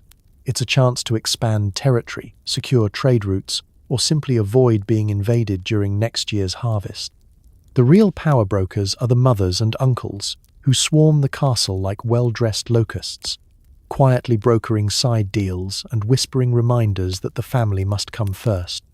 There's a flurry of clandestine meetings in chilly corridors, cryptic notes delivered by pale-faced pages, and more promises made than will ever be kept. Sometimes, though, things go sideways. That minor clause someone snuck into the contract about access to the southern woodlands turns out to be a deal-breaker when 3 different barons claim it's theirs. A friendly trade agreement suddenly looks suspiciously like a military alliance to the neighbours. Before the dust settles, what was supposed to be a simple exchange of sheep can escalate into a minor skirmish, or, on a particularly bad year, a regional war. Nothing says, "Thank you for attending our wedding," like a sudden border dispute. Meanwhile, the castle's scribes work overtime. Every promise must be recorded, every signature witnessed, every wax seal pressed and inspected. The archive swells with parchments, half of which will be forgotten until some future historian uncovers them, shakes their head, and wonders why anyone thought it was a good idea to offer an entire village in exchange for peaceful relations and one promising pig. For the new couple, the political fallout is both a blessing and a curse. Yes, the alliance may buy a few years of peace or bring in a rich harvest, but it also means living under constant scrutiny, every interaction weighed for signs of favoritism or betrayal. The newlyweds become symbols, living reminders that love and politics are rarely separate in royal life. Every holiday dinner is a potential negotiation. Every family reunion a chance to mend or break alliances with nothing more than a misplaced joke or a poorly chosen gift. By the time the dust settles and the last scribe stumbles off for a nap, the castle is quieter, the banners have come down, and the new alliance is official. History will remember the grand wedding, the feasts, and maybe even the love. But for those left picking up the pieces, it's the treaties, the promises, and the ever-present paperwork that linger long after the last crumb of cake has disappeared. So, as the song says, love may be fleeting, but diplomatic paperwork is forever. Now that the vows are said and the leftovers picked clean, it's time for married life, shared castles, inherited enemies, and the ever-present hope that your next anniversary won't involve a coup. The confetti of breadcrumbs has settled, the last minstrel has packed away his loot, and the great hall is finally quiet, except for the sound of servants cleaning gravy off the walls. You and your new spouse are officially a team, whether you like it or not. Your lives are now a careful duet, choreographed by tradition, expectation, and the daily chaos that is medieval royal existence. Sharing a castle sounds glamorous in theory. In reality, it's a logistical puzzle involving drafty corridors, creaking staircases, and the world's least private bathrooms. If you thought you'd have a romantic tower suite, think again. You're just as likely to end up in the nice chamber above the stables, where the morning air is fresh and so is the manure. The first big decision? Whose family crest gets pride of place over the main fireplace? Spoiler. This debate will last for years, and at least one tapestry will be mysteriously lost in the laundry. Then there's the matter of new in-laws. Each side comes with their own quirks and rivalries, and every visit is a minefield of etiquette. Your mother-in-law offers advice on everything from childbirth to stew seasoning, while your father-in-law drops not-so-subtle hints about the need for many healthy heirs. Uncle Bernard, the one who always brings up past wars at dinner, now sits across the table every holiday. Congratulations, your family just doubled, and so did the list of people who might try to poison your soup. Of course, marriage means inheriting enemies as well as allies.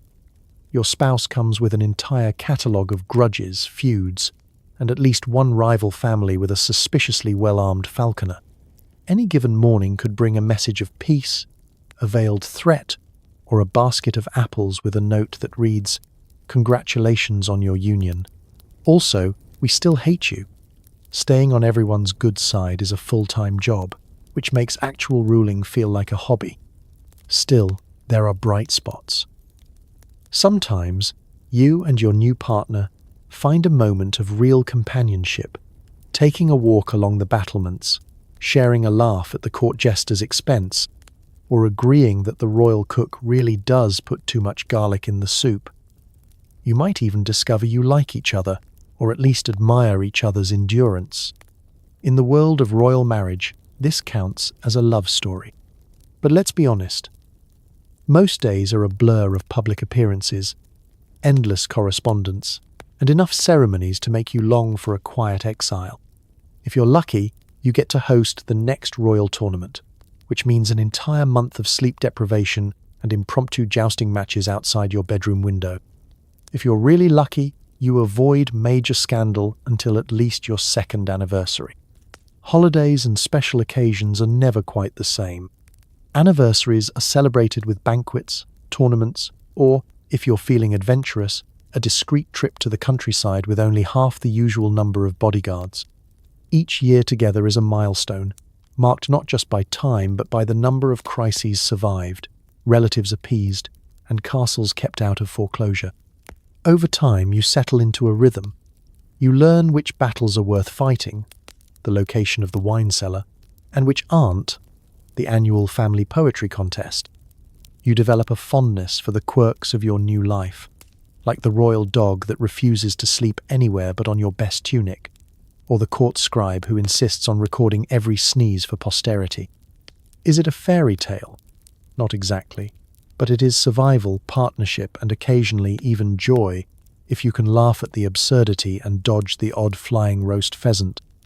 In the end, happily ever after in medieval times means something a little more realistic, still married, still alive, and still on speaking terms, and honestly that's better than most. Smile. Or don't. Because medieval wedding photography means standing still for 3 hours while a bored artist tries to guess if that's your nose or a decorative hat. If you're lucky, your wedding is commemorated on a tapestry, immortalizing your awkward posture and that one guy in the background picking his teeth with a candlestick. In the modern world, every wedding has a photographer capturing candid shots and carefully choreographed group photos. In medieval times, the process was more like surviving a siege, with less action and a lot more sitting. You are called into the grand hall, still stiff from dancing and slightly hungover, and placed in front of a backdrop that may or may not be an actual wall tapestry, depicting a saint slaying a very confused-looking dragon. Your job? Hold still, very still, for as long as it takes the local artist, armed with a shaky hand, a dubious palette, and a complete lack of interest in your best angle, to sketch your likeness. The best-case scenario: you look like yourself, but maybe a little droopy around the eyes. The worst-case scenario: you spend the next 3 centuries looking like a startled turnip in the family portrait gallery. Medieval artists are notorious for their interpretive approach to the human face. Chins multiply, noses travel, and no one is quite sure what happened to Uncle Edgar's left eyebrow. Group portraits are even more complicated. The newlyweds stand front and center, flanked by family members jockeying for the best spot and debating whose side of the family gets to stand closer to the priest. The bride's aunt, who's been waiting her whole life for this moment, positions herself directly in the frame, smiling so hard her face could split. Children fidget, dogs wander through, and someone always sneezes at the critical moment, immortalized forever as a blur of motion in the artist's rough sketches. If you're really lucky, or unlucky, depending on your vanity, your wedding is commemorated on a tapestry. This is not just a portrait, but a full cinematic retelling of the day, with you and your spouse at the center, surrounded by a cast of hundreds, guests, musicians, animals, and, inexplicably, a goat with a suspiciously familiar hat. Tapestries are a medieval wedding's answer to Instagram, meant to capture the highlights, but never quite as flattering as you hope. Your smile is frozen in time, your awkward wave is now an historic gesture, and that stain on your sleeve is lovingly woven in by a monk who clearly had strong opinions about your table manners. The process takes months, sometimes years. Artists consult witnesses, ask for descriptions, and fill in the blanks with wild guesses. Did the bride's hair really look like that? Was the groom always that pale? Was there actually a bear in the background? Or is that just creative license? Nobody knows. And by the time the tapestry is finished, even you start to doubt your own memory. Friends and family gather for the big unveiling, and you're treated to a chorus of, "Well, that's you, I suppose." And it really captures your essence. Even more mortifying are the side stories these works capture. The background is crowded with little dramas. A noble dropping his goblet, a dog chasing a chicken under the table, the jester mooning the musicians. Nothing escapes the artist's eye for mischief. These details become the stuff of family legend, retold with increasing exaggeration until, generations later, you're remembered less for your marriage and more for the time Grandpa nearly set fire to his own beard. Long after the last crumb of cake is eaten, your wedding lives on in these woven and painted chronicles. Guests may forget the speeches and the seating chart, but your startled turnip face will stare down from the walls for centuries.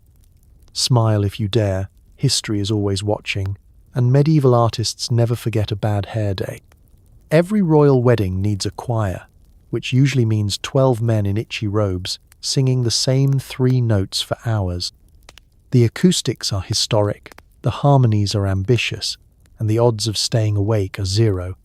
Halfway through, you'll be dreaming of modern earplugs and Spotify playlists. The medieval choir is an institution unto itself, a fixture at every royal ceremony, and depending on your taste, either the highlight of the day or the main reason you start checking the exits. The moment the first incense burner is swung and the guests settle into their uncomfortable seats, the choir lines up with all the enthusiasm of men who just realized lunch is delayed by 2 hours. Their robes are stiff with starch, and their facial expressions range from grim determination to, "I could be at the tavern right now." The choir master, a man with the patience of a saint and the authority of a drill sergeant, gives a sharp nod. The singing begins, a single, wavering note that ricochets around the stone walls with the persistence of a wasp trapped in a bucket. The acoustics in the Great Hall are legendary. If by legendary you mean every note bounces off the ceiling, circles the rafters, and lands squarely in your left ear at twice the original volume. The choir's repertoire is limited but determined. The opening hymn is a classic, Ode to Saint Beringus, or possibly Alleluia in G minor again.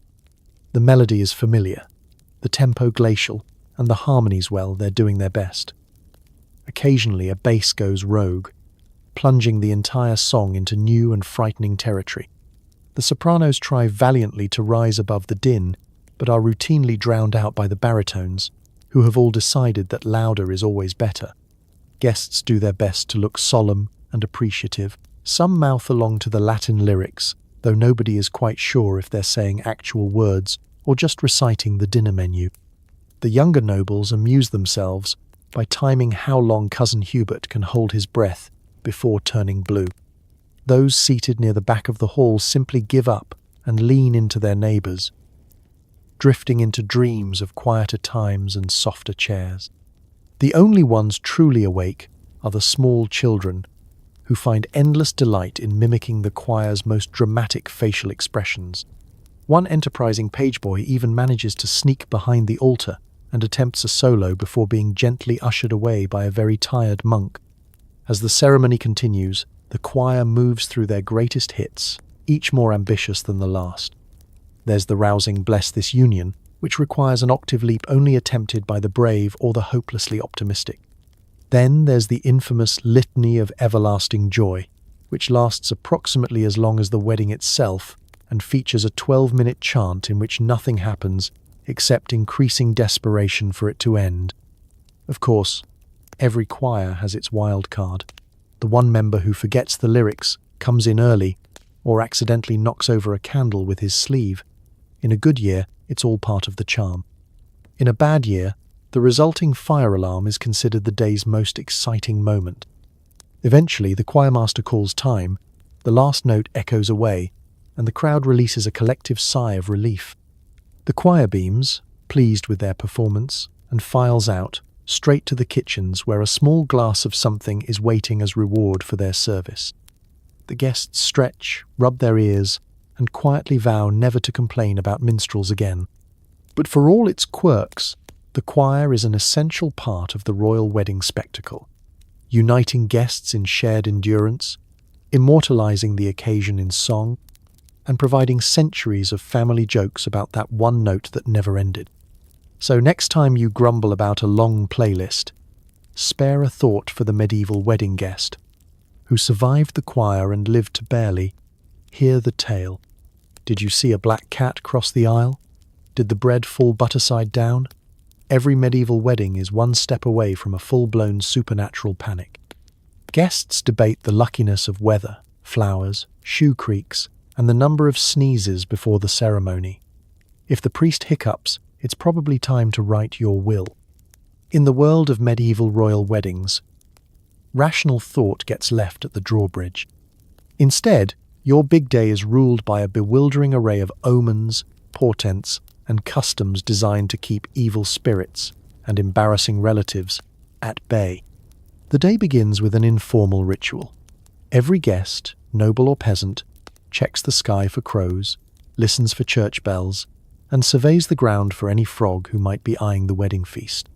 Anything unusual is immediately cause for speculation, gossip, and, in extreme cases, the rapid deployment of garlic.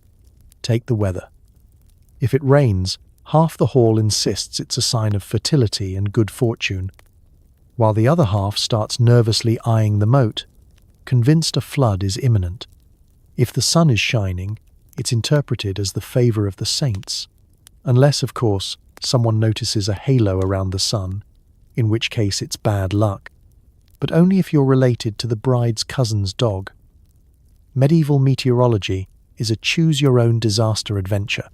Flowers? Oh, the pressure of floral symbolism.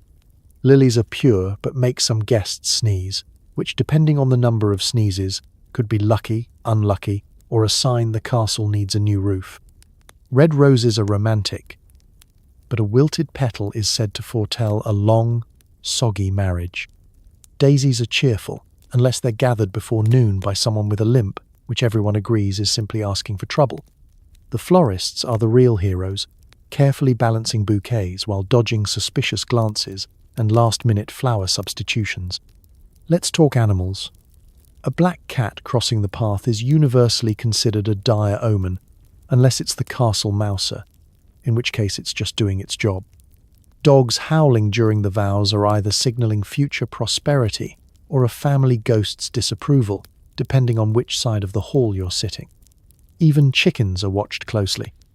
If one lays an egg with 2 yolks on the morning of the ceremony, expect either twins or a minor uprising before the year is out. Shoes must never be put on the wrong foot, or else the marriage will be forever out of step. If someone drops a shoe while dancing, the nearest eligible bachelor is required to fetch it, creating spontaneous courtship opportunities and, more often, awkward shuffling. And don't even think about walking backward over the threshold. Everyone knows that invites spirits to join the party, and no one wants to share their wedding cake with a ghost. The list of omens is endless. The bread must be cut straight and never fall butter side down. The number of hiccups during the meal is closely tracked by a self-appointed omens keeper, usually a great-aunt with sharp hearing. If the priest sneezes during the vows, someone immediately sprinkles holy water just in case. And if you catch sight of a spider weaving a web near the altar, congratulations. You're either destined for wealth, an infestation, or both. Superstitions extend to the gifts as well. Never give knives, they cut the bond. Mirrors must be covered so the bride's soul doesn't wander off, and pearls are avoided for fear they'll bring tears. Even the choice of wine is debated. Some claim red wards off evil, while others say only white can ensure a peaceful honeymoon. The result is a table so mismatched it could only be described as deliberately chaotic, which, according to the elders, confuses any lurking spirits. By the end of the day, the newlyweds have dodged black cats, counted sneezes, and survived at least 3 minor omens. If no one fainted and the bread stayed upright, the marriage is considered doubly blessed, and if all else fails, there's always next year's feast, and the hope that the only spirits in attendance are found at the bottom of a wine goblet. Dogs are everywhere, under tables, stealing bones, and occasionally wearing tiny capes. In some courts, it's tradition for royal dogs to march down the aisle or guard the cheese. If you step on a tail during the ceremony, tradition says you owe that dog your next 3 desserts. Forget flower girls and ring bearers. In a medieval royal wedding, the true stars of the show are the dogs. Big dogs, small dogs, dignified hounds, shaggy mutts, and the odd lapdog with a reputation for biting bishops, they all make an appearance. For every noble guest in stiff brocade, there's at least one hound slinking beneath the tables, on the hunt for dropped pies and forgotten sausages. It's less a wedding and more a canine convention with vows. The festivities begin early, with a procession of the best behaved, or at the very least likely to topple a table, dogs marching proudly ahead of the bridal party. In some courts, the lead hound is decked out in ribbons and a custom-made cape bearing the family crest. Occasionally, a pampered pup carries a ring on a pillow, though more than one wedding has featured a dramatic last-minute search after Fido took a detour to the kitchens. Once the official parade is over, the dogs roam freely, treating the castle as their own. They dart between guests, dart under benches, and cause minor chaos during solemn moments by howling along with the choir or barking whenever anyone tries to make a particularly moving toast. Some even develop a taste for the ceremonial bread, snatching it from unattended platters, and then looking innocent as only a dog can. The real magic of the dog parade is how it levels the playing field. No matter how tense the political negotiations, or how prickly the noble in-laws, everyone is united in laughter, as a dachshund drags half a tablecloth through the hall, or a mastiff plops down on the bride's train with the dignity of a retired war hero. Even the most stone-faced bishop can't resist scratching an ear or slipping a tidbit under the table, risking a gentle scolding from the kitchen staff. And then there's the cheese.